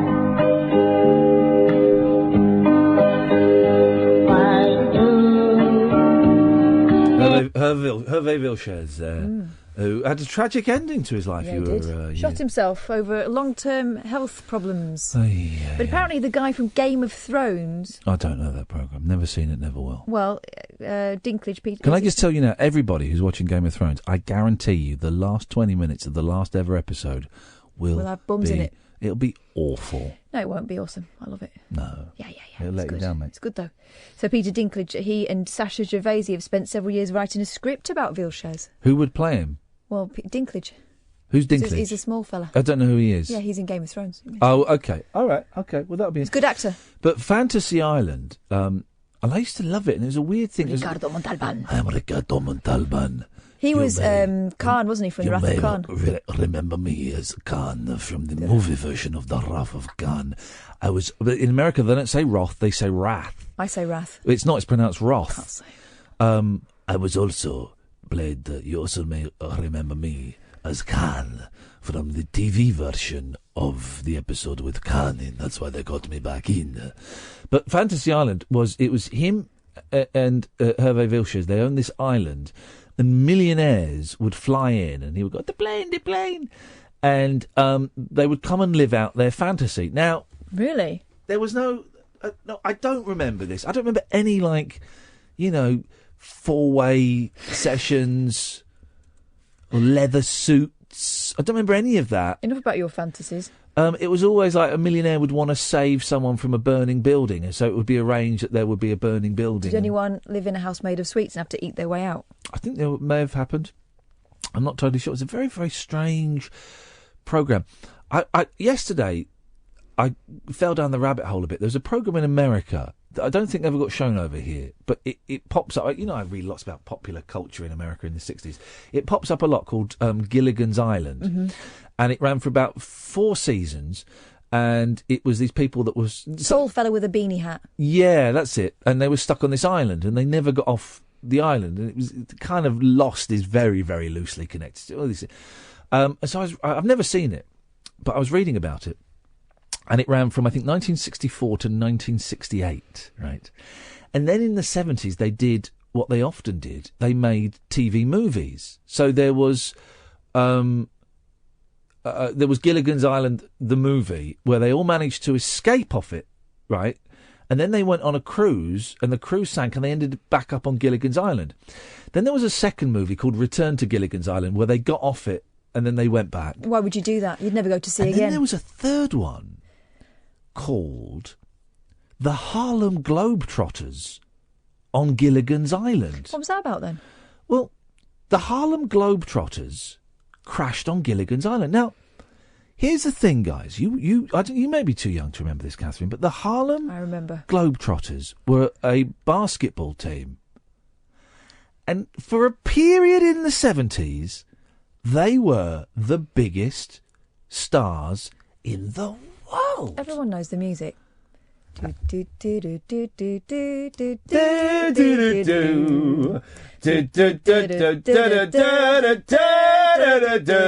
tricking, aren't they? It's going under the legs, it's going round the other fella, they're scoring baskets. Hang on a minute. That was the first time I ever saw basketball. What, on the Harlem? Here we go. Harlem Globetrotters. Here we go. This is it. Hey, man, who's that cat coming down the street? I don't know, but it sounds to me like that gifted man with the bone. Sure having himself a ball. Oh, this is great, isn't it?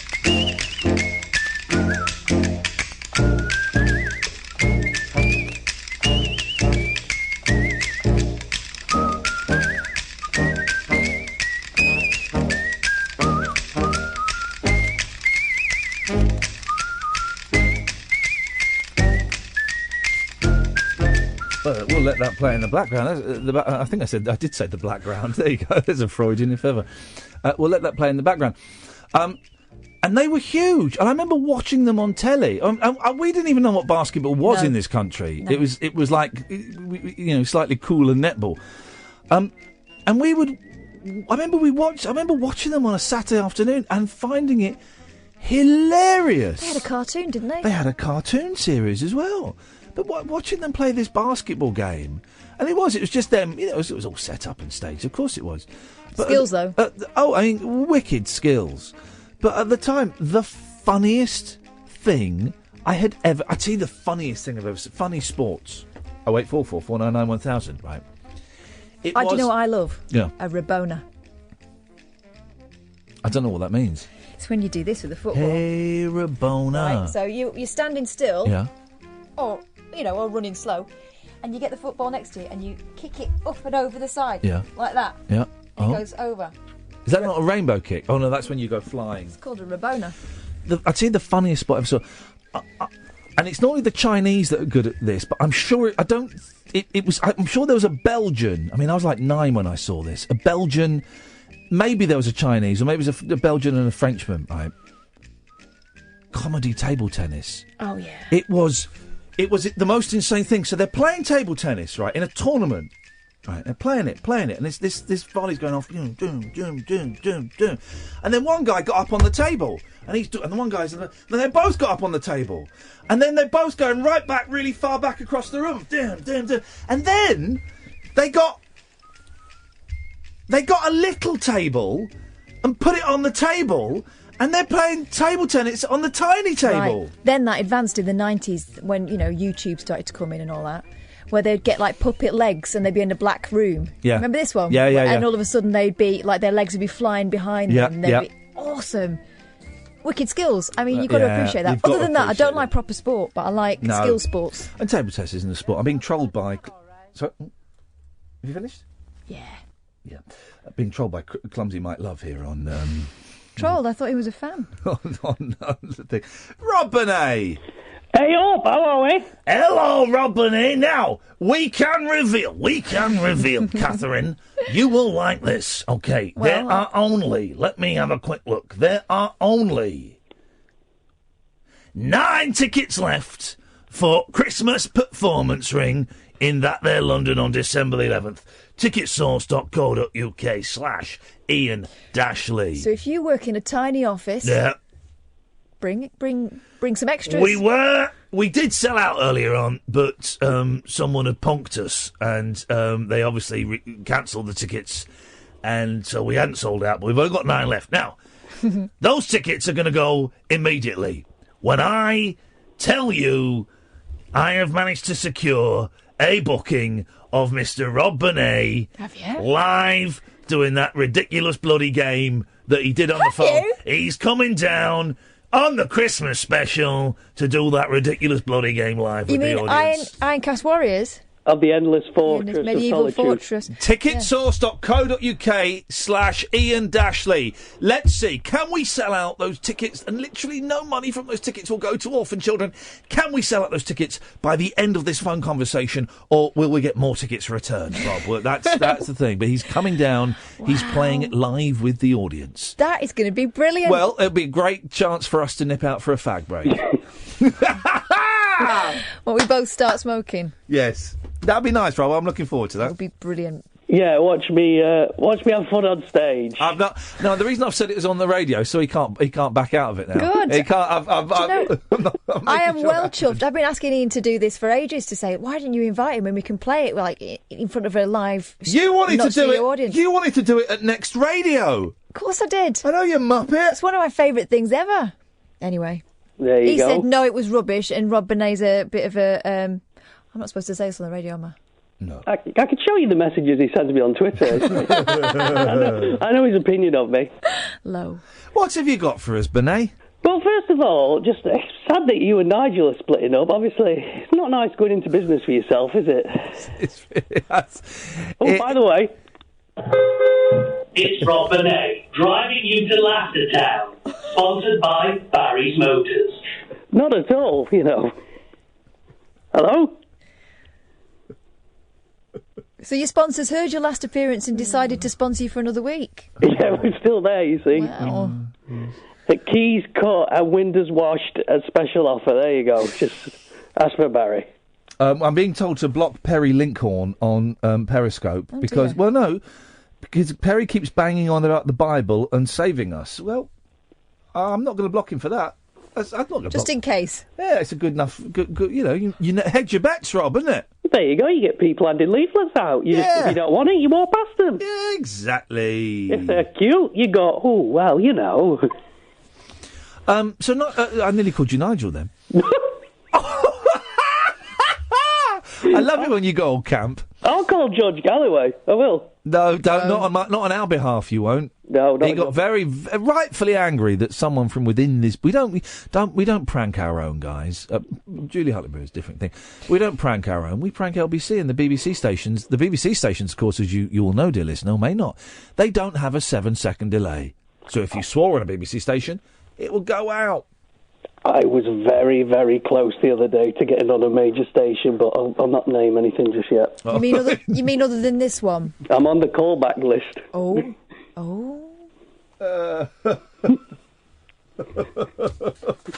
Wowzers. Look, I'm going. Look, this is nice. Dennis LeCorrier is listening from who's doing. Excellent. Dennis LeCorrier, who's doing a tour as the voice of Doctor Hook. He's doing a tour. I'm going with our mate Justin to see him in St Albans. I think on November the 5th. I think. And I'm thoroughly excited. Right, I'm thoroughly excited. Musical snobs will say, "Oh, Doctor Hook." Oh, really? But. Oh, man, Queen of the Silver Dollar, Sylvia's mother, Carry Me Carry, and here's a joke for Dennis, Sexy Eyes. It's not one of his favourites. I love it. So my mum and, my mum and dad brought me up on Neil Diamond and Doctor Hook, and at the time it's like, oh, this is rubbish. The classics. Your mum had a soft spot for him, didn't she? She did. Who doesn't? Who doesn't? My mum's met Dennis. Dennis has always been very, very gracious and invited my mum to his shows, and he always got time to sit and talk with her and stuff like that. And she goes all wobbly. She becomes 15 years old again, and it's beautiful to see. So, Dennis, nice to hear he's sending me Hervé Vilches facts. Oh, good. But we should get Dennis on at some point, because I'm looking forward to this talk. Rob, was there a point to this call? Yes. Go! What 80s band smelt the best, Ian and Kath? Hazy Fantasy. No, it was Adam and the Deodorants. Deodorants. It's Rob Burnett, driving you to Laughtertown, sponsored by Barry's Motors. Little detour there from Laughtertown. Little detour. Oh, man alive. Road closed. I've told you this before. The nicest... Lee, we'll come to you after the break so you get a fair crack of the whip. 08444 499 1000. I've told you the nicest smelling person I've ever interviewed was Ozzy Osbourne. Smell... And I said to him, whoa, man, you smell one... Oh, that's very nice of you to say. Do Ozzy now. You do Ozzy then. You do better Ozzy. Sharon! That's just shouting. Yeah, that's what he does. That's not now. In that voice, say Ashley. No, because that's different. Yeah, you're doing the butcher from Coronation Street. You're being racist because I've got a northern accent. That'd be Ashley. I say Ashley. Very kind of you to say. We've got another hour of this rubbish. What, Ozzy Osbourne? Flipping it. 0844 499 1000. This is Talk Radio. Across the UK, online and on DAB. Talk Radio. We'll get you talking. Talk Radio. Another hour to go of the most unlistened to, yet best late night phone-in radio show anywhere in the world. Lee's going to be up after the news. You could be on after him. 0844 499 1000. Tick your diaries. I'm Iain Lee. This is Talk Radio. Well, East Coast girls are hip. I really dig those styles they wear. And the Southern girls, with the way they talk, they knock me out when I'm down there. The Midwest farmers' daughters really make you feel alright. And the Northern girls, with the way they kiss, they keep their boyfriends warm at night. I wish they all could be California girls. Wish they all could be California. I wish they all could be California girls.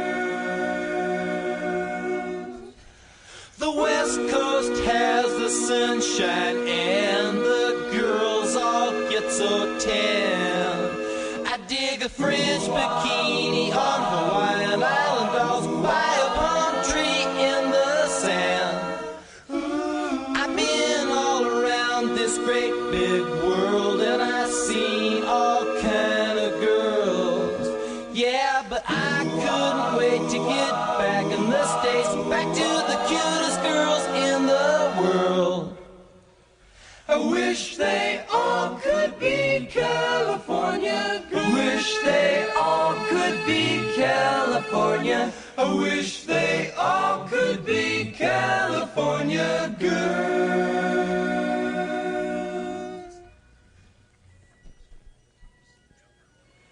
I wish they all could be California girls. I wish they all could be California girls. I wish they all could be California girls.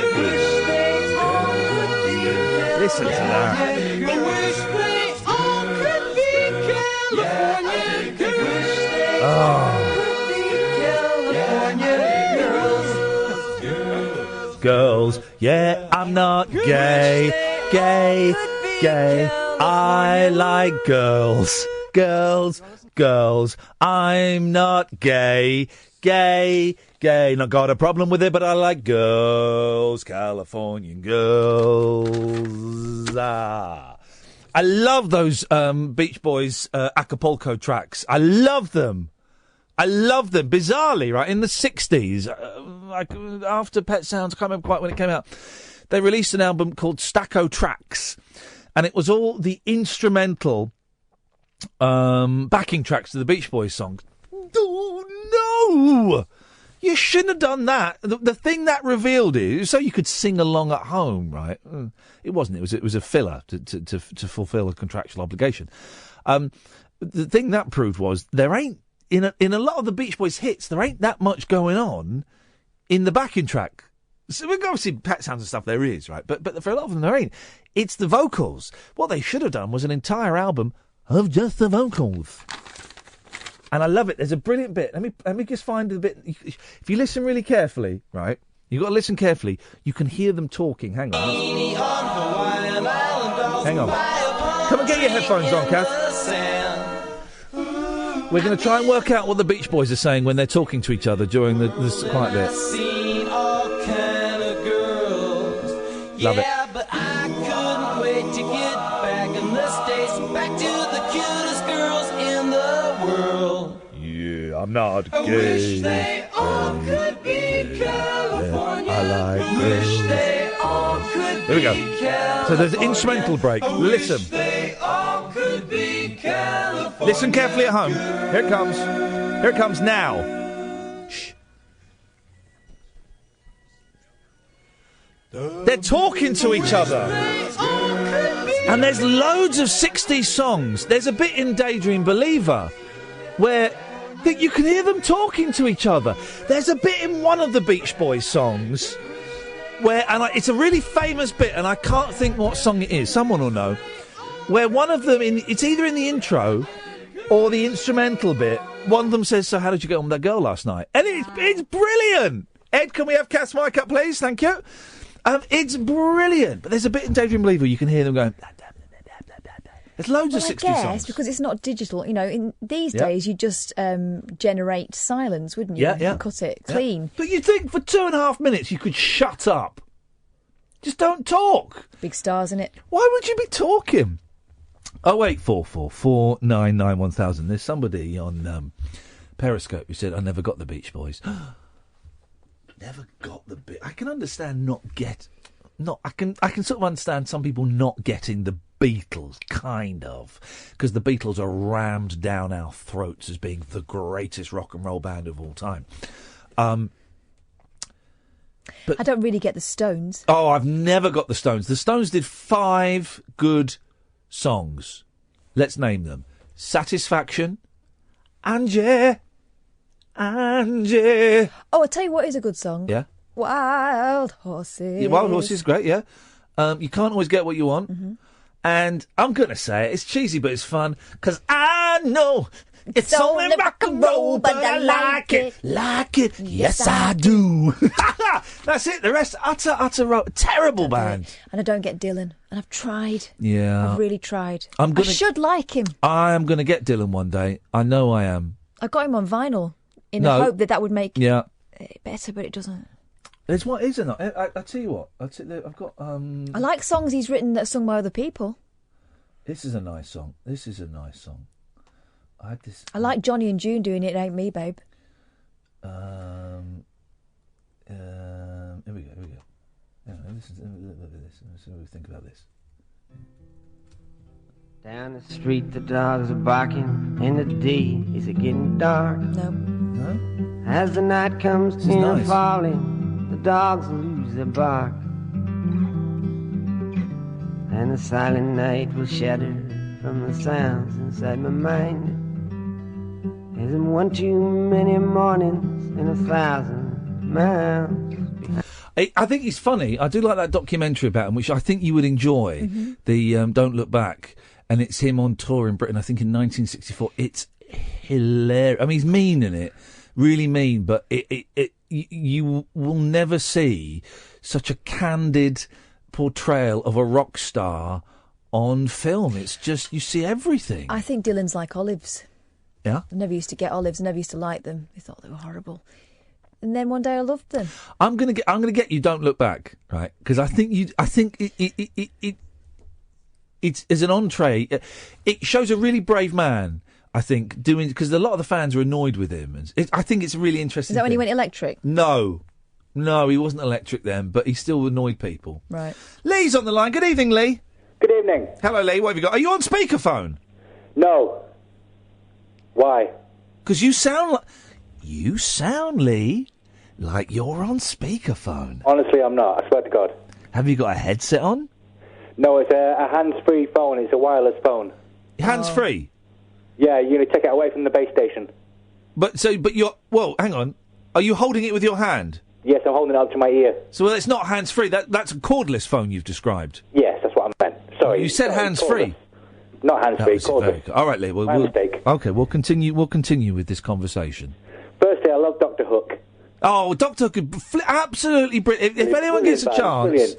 I'm only 37, so I'm quite young for them. But it don't matter. Good music is good music. You know, Mozart is still being played. I'm not comparing Dr. Hook to Mozart, but good music, it transcends time. And the thing is, you know, there was a period when I don't know if Dr. Hook were ever cool, actually, but it must have been. Surely, they're great. Well, but I don't think it matters because their songs are so. Also, they're my mum's favourite band. Their first 3 albums or so are absolutely filthy. I got stoned and I missed it. There's also the Freaking at the Freakers Ball. They're filthy and hilarious. The song's written by Shel Silverstein, who wrote I'm being swallowed by a boa constrictor and a boy named Sue. The songs he wrote are just, the kids would call them bear jokes. They're packed full of jokes. It's weird, right? The songs will go packed full of jokes, like the Freaking at the Freakers Ball, which I think may even be too rude to play on the radio. I can't remember. I've not heard it for a while. To something like Carry Me Carry, which is like, oh, God, Carry Me Carry, flipping it when Dennis does it on alone. What about Everybody's Making It Big But Me? Everybody's making it big but me. They've got groupies for their bands, and I've just got his my right hand. Wow. Cannon and Ball covered that song. It is an absolutely brilliant song, and if anyone gets the chance to go and see Dennis touring as Dr. I would love to see him myself. Mate, go and see it. Honestly, you will have such a good night. And he's one of those people. He's an American. He lives over here. God knows why he lives over here. Some do. Well, maybe, but he knows how to put on a show, and he's clever. That doesn't surprise me at all. Yeah. Because we've had him on the radio before, Yeah. and he knows how to tell a tale as well. He knows how to do a phone conversation. He knows how to put on a good show. I am looking forward to this immensely. Anyway, Lee, go on. Sorry. I thought you were a bit mean to that. Is it Alan, the guy who's done the song with you? Nigel. Why did you think... Nigel, over the last couple of months I've been listening to you guys. Okay, why did you think I was mean? I just think that maybe he's got issues and maybe you were a bit harsh. In what? He hung up on you at the end of the day. Yeah, okay. Well, that was his decision. Doesn't necessarily mean I was mean. Why? You said you thought I was mean. What did I do that was mean? I don't know. You were just a bit blunt with him. Right. Hang on a second. And I'm going to hone in on this, Lee, and I hope you don't think I'm being mean to you, but you said you thought I was a bit mean to him. For the third time of asking, what did I do that was a bit mean? You were so blunt. Right, he hung up on you. But what? Well, okay, but he hung up on me. That doesn't necessarily mean that I was mean to him. Well, maybe you weren't. Maybe it's just me, but I got the impression you were just being a bit mean to him. But I know about this Kylie Minogue and all that shit. So it's obviously Lee, what's your language? Sorry about that. I apologise. Okay. Obviously, something's going on here. There's a scam going on. Yeah, if someone don't want to talk to him, if someone who let's say it appears to have issues is being scammed, and by gently pointing out that they're being scammed, they doesn't register, then isn't bluntness the only way? Bluntness isn't meanness. Well, you make a good point. I myself am schizophrenic, so you make a good point. I know what it's like for people to dance around issues. Well, exactly, and I like to think that I treat all of the callers exactly the same. And if it had been a 25-year-old woman who wasn't presenting any kind of issues, I would probably have spoken to her in the same way, I think. Fair enough. No, I believe you. Well, I don't want. There was certainly. I don't want you to leave thinking that I've been. If you interpret it as meanness, that's your interpretation. But it didn't come from a mean place. No, I get that. It came from me actually wanting, wanting me to protect him. Here's what I think. He's been telling us this for a couple of months now, and we've been really gentle about it.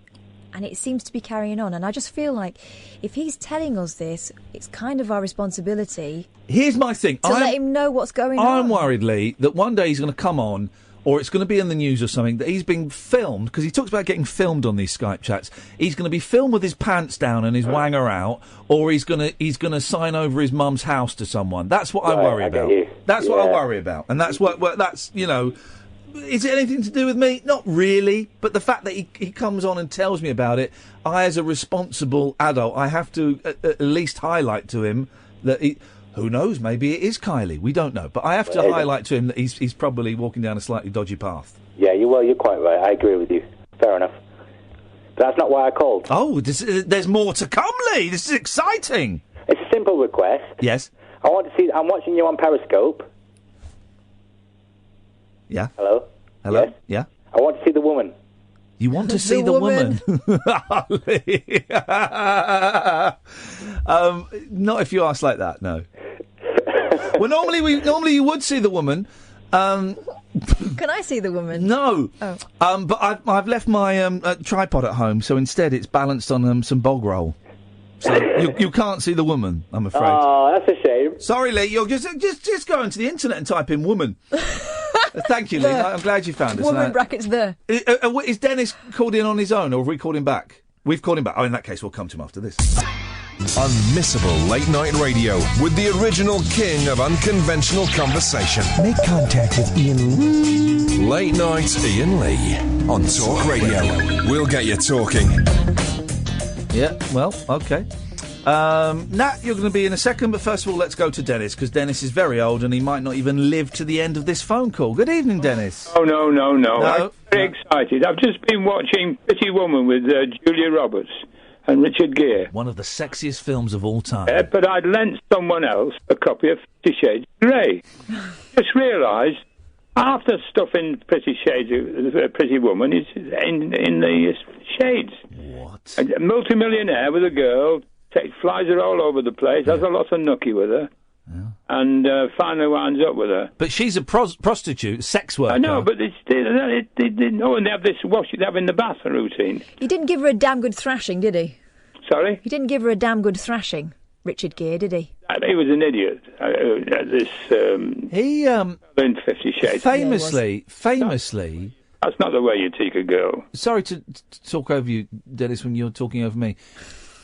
Famously, the poster for Pretty Woman, yes, it's not their bodies, is it? It's neither Gere's nor the... I can't remember her name. Julia Roberts. Julia Roberts. Well, the way when it starts open up and you see her lying in bed with next to nothing on back. That's not her. Lovely figure. That's not her either. Is it? Oh, it's somebody else, is it? Well, I don't care. The woman whose backside she borrowed came out in the press quite soon after and said, that's my bum. Why do they do that? Is it because famous people don't want to show their bums? Because then that's weird, because we all think it's their bums, so it's the same thing as showing us their bums. So let's just have a look at a bum. So you don't have to go to the gym and that. You can have a pie for your lunch. Yeah, but I mean, Julia Roberts, I've not seen her for many years, but she had an amazing figure at the time anyway. Yeah. Didn't she? Unless it was... But he may not bear up to scrutiny. I'm great. I don't care whether they're false or not. Put them all together and I'll play with all of them. Wow. Wowzers, that is... Equal opportunities, perv. Do you like the woman, Dennis? 91. What the hell's got to do with it? You should how you feel, and I don't feel 91. I only feel about 25. There we go. You're not going. Are you going to go and see the new 50 Shades of Grey when it comes out? Naturally. Okay. You're going to be full frontal on that one. Okay, right. Thanks for calling, Dennis. Bye-bye. Who's going to be... Did he say he was going to be full frontal during that one? Get told off again. I just opened the new one. She gets a bra that matches her pants. That really annoyed me. Bought her an array of new underwear and it was just all knickers. The whole film was just... I mean, it was terrible. He looked like he was having difficulty acting like he could walk. Well, you know why. He knew what scene was coming up after lunch. He couldn't wait, could he? But he was beautiful. What a beautiful man he is. He was. He was very beautiful. So I forgive. Nat. Hip, hip. Hip. Hello. Hello, Nat. Hello. Right, okay, I've got a disagreement here. I disagree with Cass, The big woman. style. You disagree with the woman? What she said about Bob Dylan. Over to you, ladies. What, you disagree that I don't get him? Yeah, I do. I don't. So there's nothing to disagree with. I just don't... You just listen to him. You will get him, honestly. Okay. Just give him a try. I've tried him. There's like loads of his songs which are amazing, I think, personally, but I like 60s and 70s music, so... Well, I do ordinarily, but I just don't get Bob Dylan, and I've tried. I will keep going. I'll keep trying, because I want to, but I just... there's something missing there for me. I don't know what it is. Yeah, some people do actually Here we go. say Here we go. that. This is... hang on, let me skip... When I skip this ad I in like the 12 idea seconds, of him. No.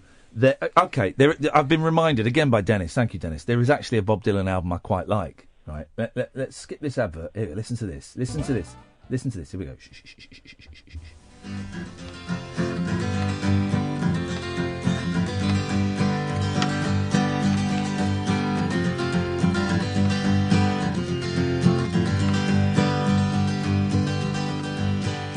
Here we go. Early one morning the sun was shining, she was lying in bed, wondering if she'd changed it all, if her hair was still red. If folks they said their lives together sure was gonna be rough. They never did like Mama's homemade dress, Papa's bank book wasn't big enough. And he was standing on the side of the road, rain falling on his shoes. This is it. Heading out for the East Coast, Lord knows he paid some dues. Getting through, tangled up in blue. Now, come on, that is... It's not really singing, is it? No, it's not. It's not sort of talking in rhythm. I mean, I'm not averse to that, but it's not. He's not talking in rhythm. Are you singing? He's invented rap. He's invented rap music. There, that's what he's done. I've not got any Dylan on me. That is actually a good album, Blood on the Tracks. I'll give you that. But I like the idea of Dylan. Nat, I like the fact that he does. You know that if you were to go and see Dylan in concert, he might play the hits, he might not. But if he did play the hits, he certainly wouldn't play it like they were done on the record. He'd do them the way he felt like doing them that night. Yeah.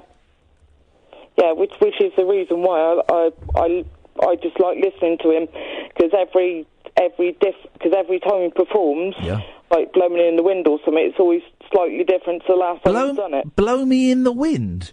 No, Blowing in the Wind. Oh, I thought you said illogical. You said blow me in the wind. Oh, blimey, I know. A bit busy, but I'll have a crack. I mean, it doesn't matter. Nat, we've not spoken before, have we, Nat? Yeah, we have. When did we speak? When did we speak last? Spoke about Andy Partridge. Oh, of course, because he lived round the corner from him. Yeah. Yeah.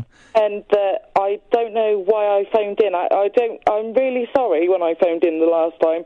I kind of got a bit giddy and a bit excited because I was speaking to you, and I don't know why. Well, hang on. I can explain why, because you're speaking to me. Well, that's got to be a thrill for any young lady. Don't cry. Yeah. Don't cry. Also, there's something out. I've got a bone to pick with you now, Ian. Here we go. Yeah, go on then. What you were saying about Mozart. Yes. On Thursday, about being like the best composer ever. Yeah. Can you name any of the classical pieces that he's done? Yeah, of course. Is Fifth Symphony. Yeah, okay. Yeah, but aren't you more in Tchaikovsky and Tchaikovsky was okay. Haydn and people like that? I do Everyone was better. Do you know who I like? Rachmaninoff. That's not proper music. It is. It's beautiful. Is it? Didn't he just do Rhapsody on a Theme of Paganini? Gorgeous. I tell you what I like. What's his name? English fella. Pastoral. Oh, Vaughan Williams, you like? Yeah. Oh, flipping it. The Vaughan. Oh God, there's this Vaughan Williams song, right? And it's the only time I've ever had to Shazam some classical music. It was a thing on Radio 4, and I don't think I've got it on my computer. And it was this documentary about this bit of music. Oh God, when I listened to, where is it? Hang on a minute. Oh, listen. Hang on. Shh. Here we go. Listen to this. Everyone be quiet. Shh. Slow build.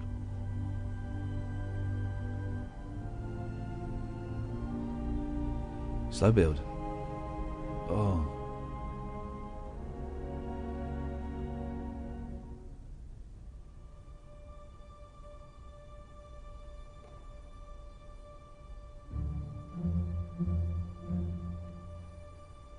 I mean, very slow. It was a very slow build. But when the beat drops, when it kicks in, it's beautiful. Oh, there's that. Oh.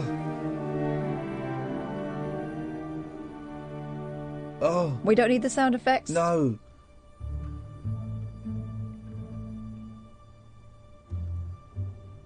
And it comes in again. It goes shh.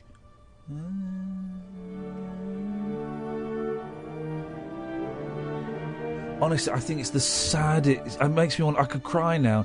It's. Oh, I nearly swore then. It is the saddest.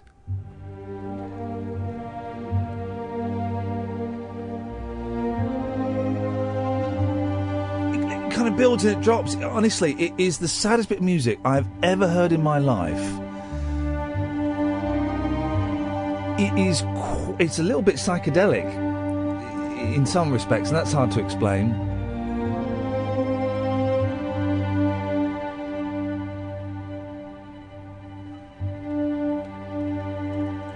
But it's like he's recorded my soul. Honestly, it's so So it's something in there, flipping heck. Oh, and it makes me just want to cry. Oh, it makes me want to cry. Skip forward a bit. We go. It's beautiful, but it's no titty man, is it? No titty man. We go. And then it. Oh. There you go. There we go.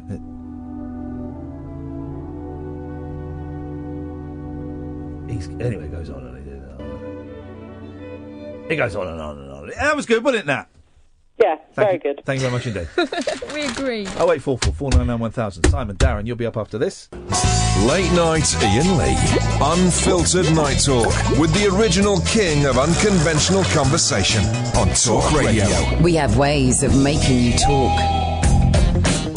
Gel Electron on Twitter, Periscope is asking, where is this radio at? This radio is at here, and it's at now, and you can kiss my chuddies. It's at London. It's at that. Well, you don't need to give them a location. We're locationless, but yes, technically, the postcode is in London. Darren.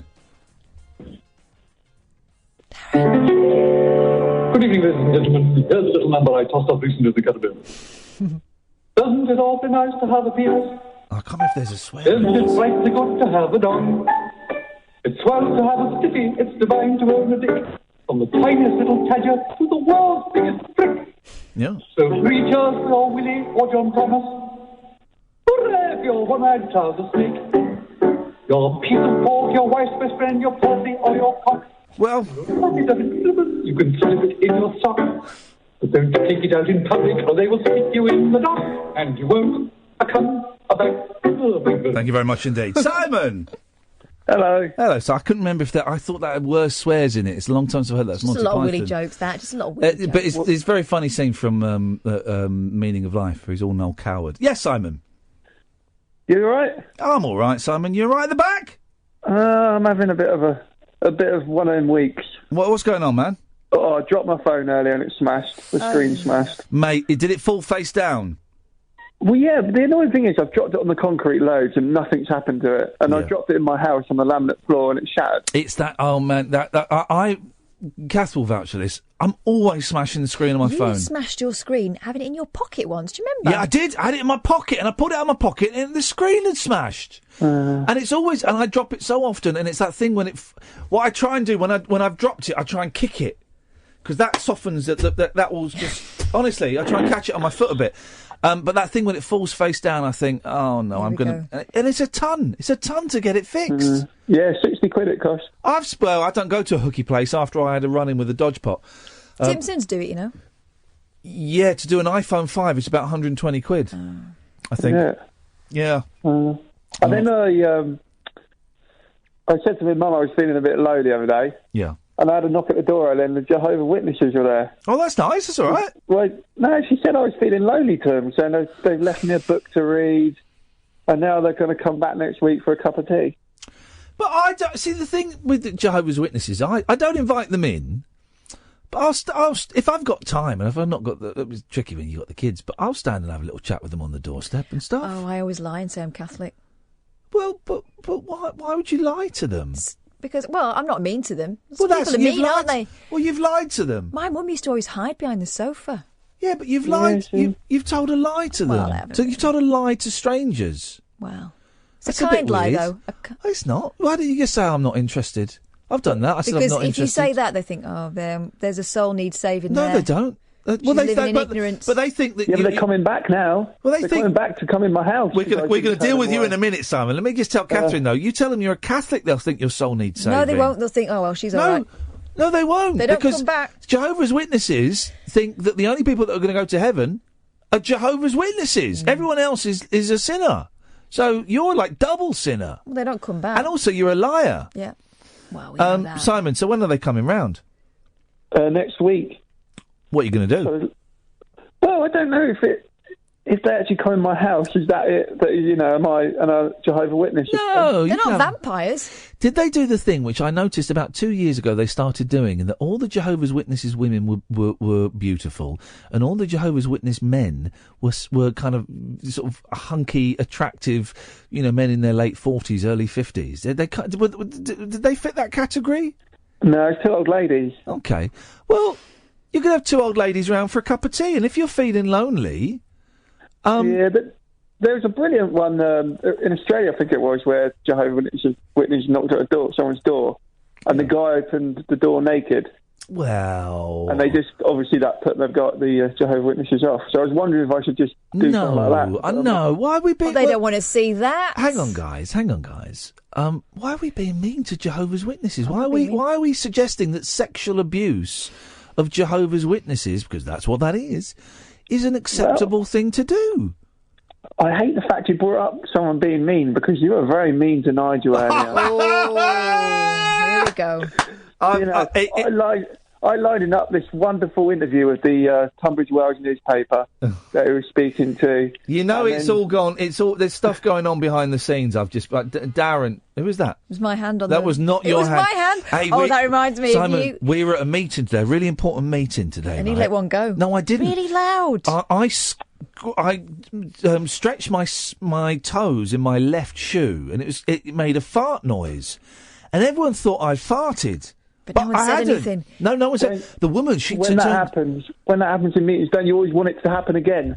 Yeah, and you make a point of saying, "Oh yeah, that was my shoe. That was definitely my shoe." I was going to say, guys, that was my foot doing that. But honestly, it's a good job you didn't, because when you tried to demonstrate it for me later, you couldn't do it. So it sounded. Dan, the DC DJ has been in touch, and Nigel's been in contact with him, and they've had a conversation that is private, but I think Nigel has misunderstood, shall we say, exactly how much money we're going to get out of this, and he's got a little bit angry, I think, that money has not been forthcoming to him. So that is, that's left a slightly sour taste in the mouth, but there you go. Well... Sorry? I still think you're a little bit mean, and maybe you should invite him in. Hang on, what do you mean? What I should invite him in? Yeah, no, to promote it. I see what you're doing there. You're working as a manager. I wasn't mean, Simon. I wasn't mean at all. You know I wasn't mean at all, and that's a mean trick to say that I was mean because I wasn't. But thank you. Let's go to Rashid. Iain, Kath. Hiya, Rashid. How are you doing? All right. I've got two things to talk about. Yeah. One first is am I saying it right? Scroobius Pip. Scroobius Pip coming in tomorrow at 10 o'clock. Yeah, first hour of the show. Because coincidentally, I was listening to this podcast called Hip Hop Saved My Life. Oh, yeah. Cheesy, with Ramesh Ranganathan. Ramesh Ranganathan, yeah, he's going to be on. He's on another radio station tomorrow. He's good, him. I've met Ramesh. He makes me laugh. He's a very, very nice man, and he's very, very funny. Yeah. Well, he interviewed him. He's interviewed him on his podcast. I was going to tweet you the link, but I don't do all the Twitter stuff. You know what I mean? Well, so if you're not on Twitter, to tell you, I feel like have a listen. See what you think. You can critique Ramesh, or you can give us your opinion of his interview skills, of his podcast, and you can tell us about. I will have a look. I know that Ramesh is on one of Scroobius Pip's podcasts, and I'm going to be on one of his podcasts. I'm going to meet him next week and record an interview. Oh, wicked!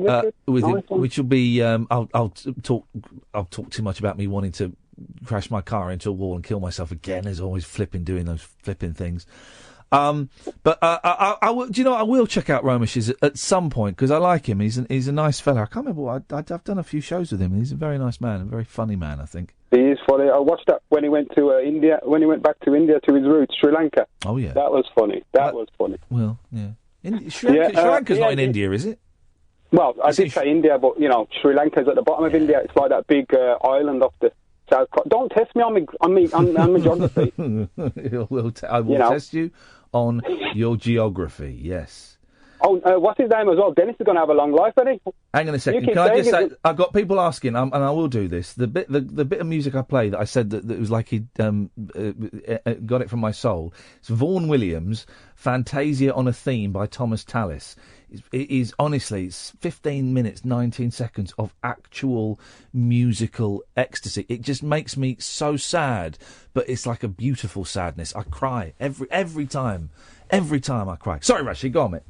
Oh, Iain, yeah. I mean, there's a second thing, but before that, you were talking yesterday, and there was some spoiler alerts and all that, and you told Kath to get out. Yeah. What was that program?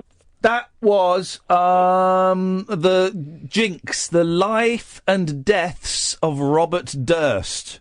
All right, I'll have a. It is a corker, mate. It is an absolute corker.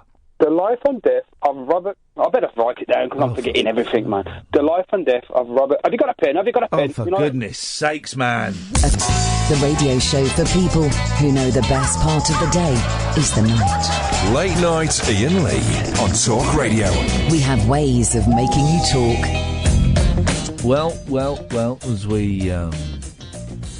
the end of the show approaches.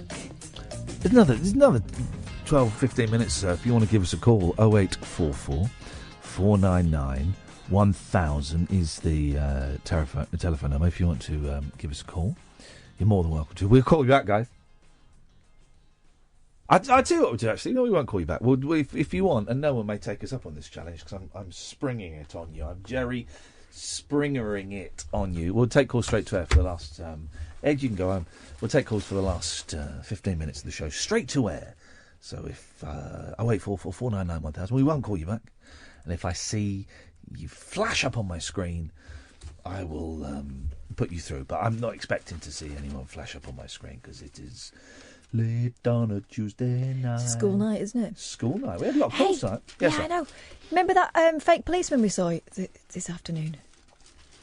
There was a bloke on a scooter. This is the bane of my life. It's the first time I've seen that. I've seen it a policeman. lot. I thought a policeman on a scooter. That's all, and he's a learner. Yeah. Then you got closer. It doesn't say police on the back of his flow jacket. It says polite. Yeah, it looks like it's written in the same font that the police use. Police Sans. Polite notice. Yeah, it says polite, so it looks like police. And it's got the little checks as well. Yeah, I've seen a lot of those. I'm glad you mentioned that. Yes, line one. Hip, hip, hip. Hip, hip, hip, line one. It's Bruce. Hello, Good evening, Bruce. Welcome to tonight's festivities. Has it been fun? Because I've got to be honest, I've been watching on Periscope, but I'm trying to write a book, and so I've been watching you but not listening. Trying to write... So have you been watching with the sound down? Yes. Oh, good for you. It's dedication. What book are you writing? I'm writing a book about a theme park. That's as far as I can go at the moment. Oh. It's a guidebook.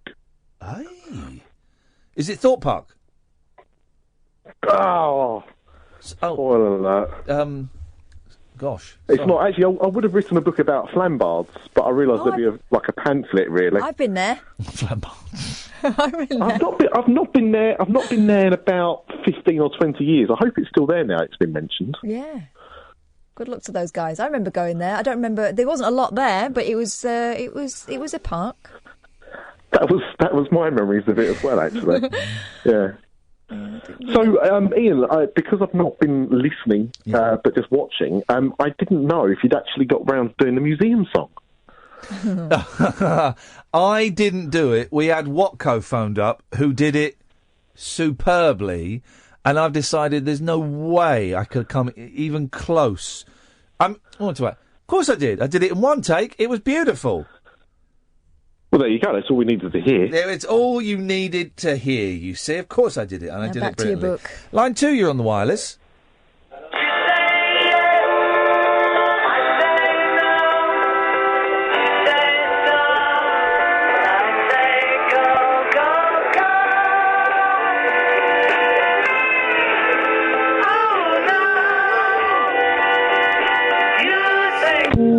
Oh. Abrupt. Isn't there a version of the Beatles Barkers? You know the Beatles Barkers? No. Oh, they don't do that. No, the Beatles Barkers. You'll like the Beatles Barkers. They do. There you go. They do this.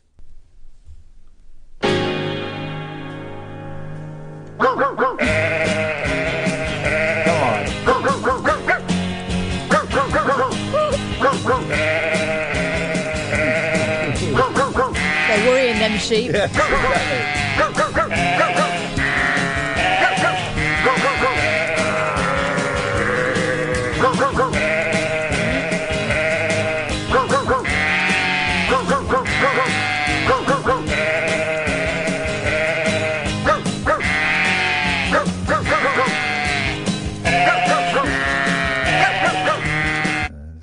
Is that from when McCartney went to live on the farm? This one, I've not heard this one before. Hang on. I've not heard this one. Thank you, everybody. You can hear us. So now with this mic one.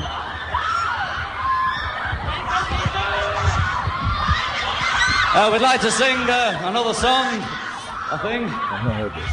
This song was it a single? Yeah, this song was a single over here. Maybe. And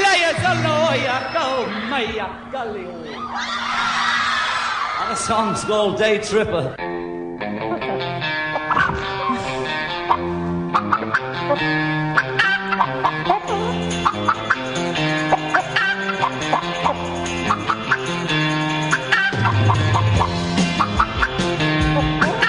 What are they doing to those chickens?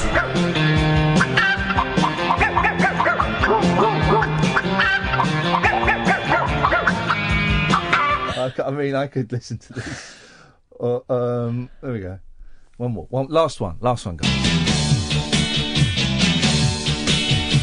going to happen, I wonder?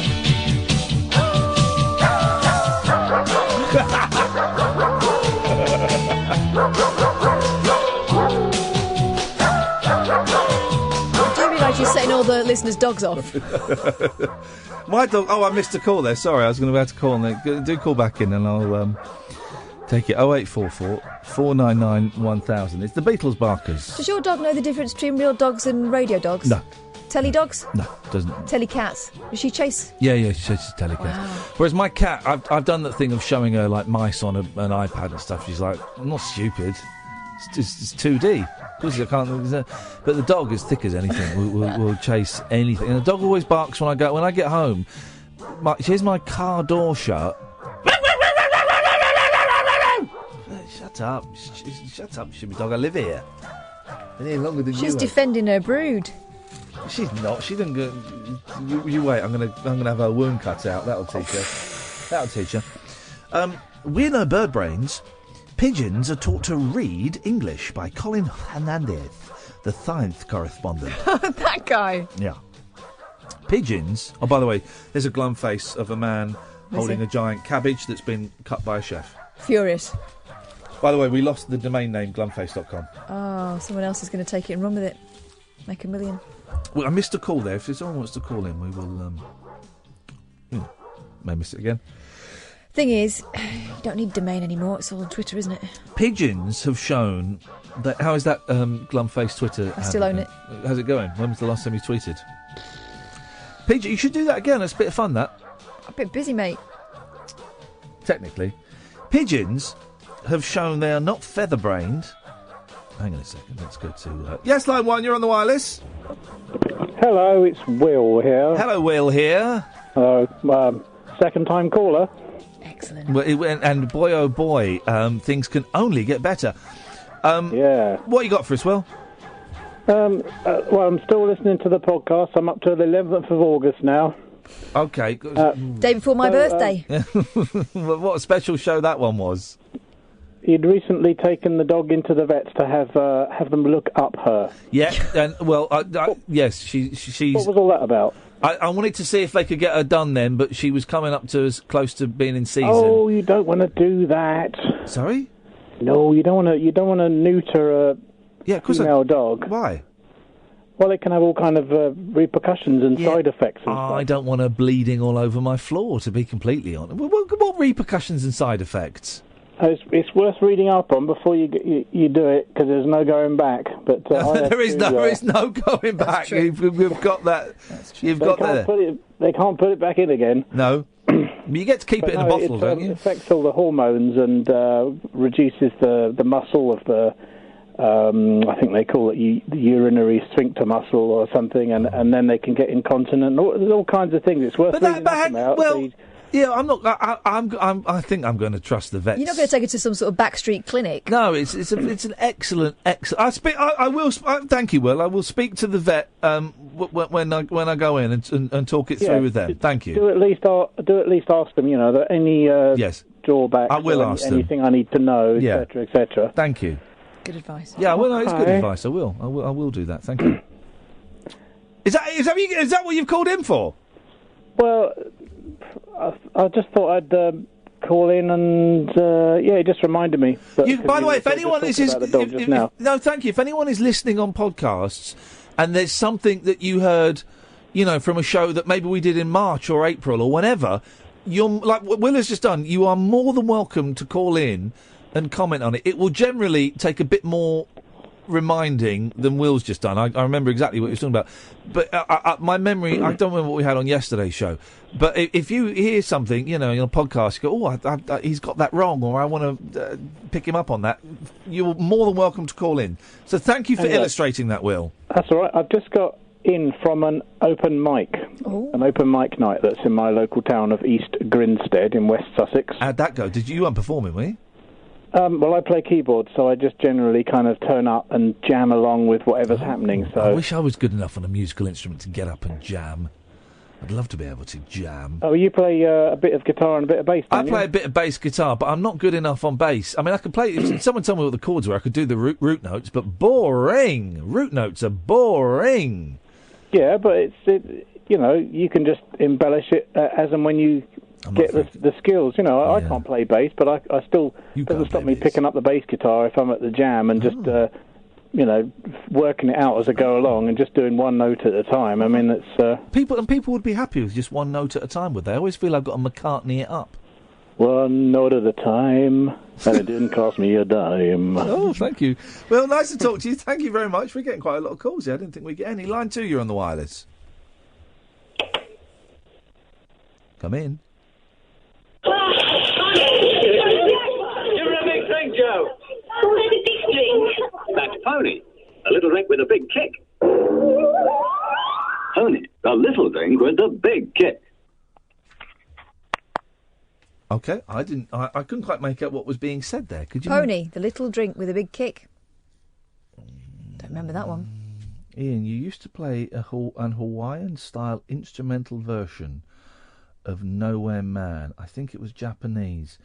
Well, I've got these Beatles albums, Exotic Beatles, volumes 1 through 4, and is it on this computer? No, it's not, because it would probably be. It would probably be one of those. That's the thing of when I transferred all of my music from one iTunes to another, it didn't all transfer. So I've got half the stuff is on the computer at home, and half the stuff is there. The exotic Beatles stuff is excellent. If I remember, I'll whack it on tomorrow and bore you all rigidly with that. I tell you what we could find. Hang on a second.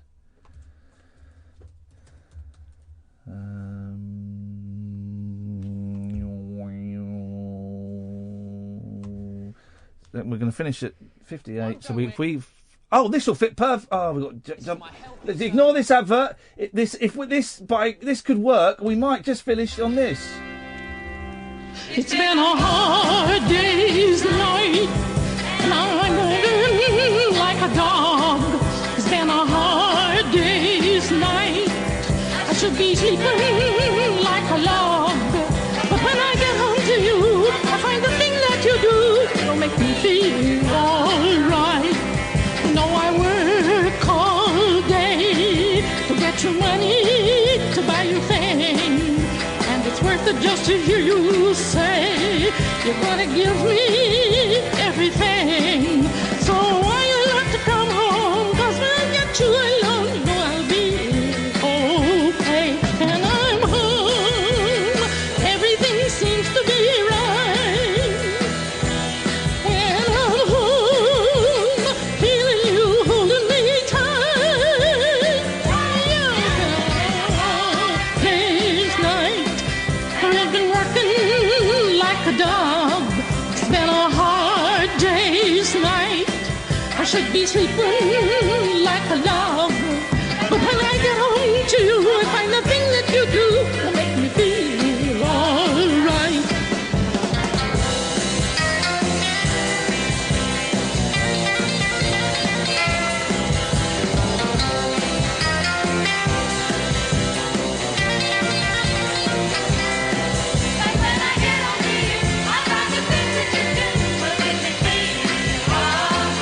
When I'm home, everything seems to be right.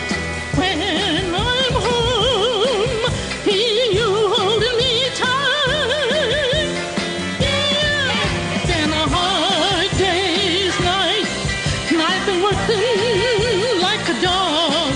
It's been a hard day's night.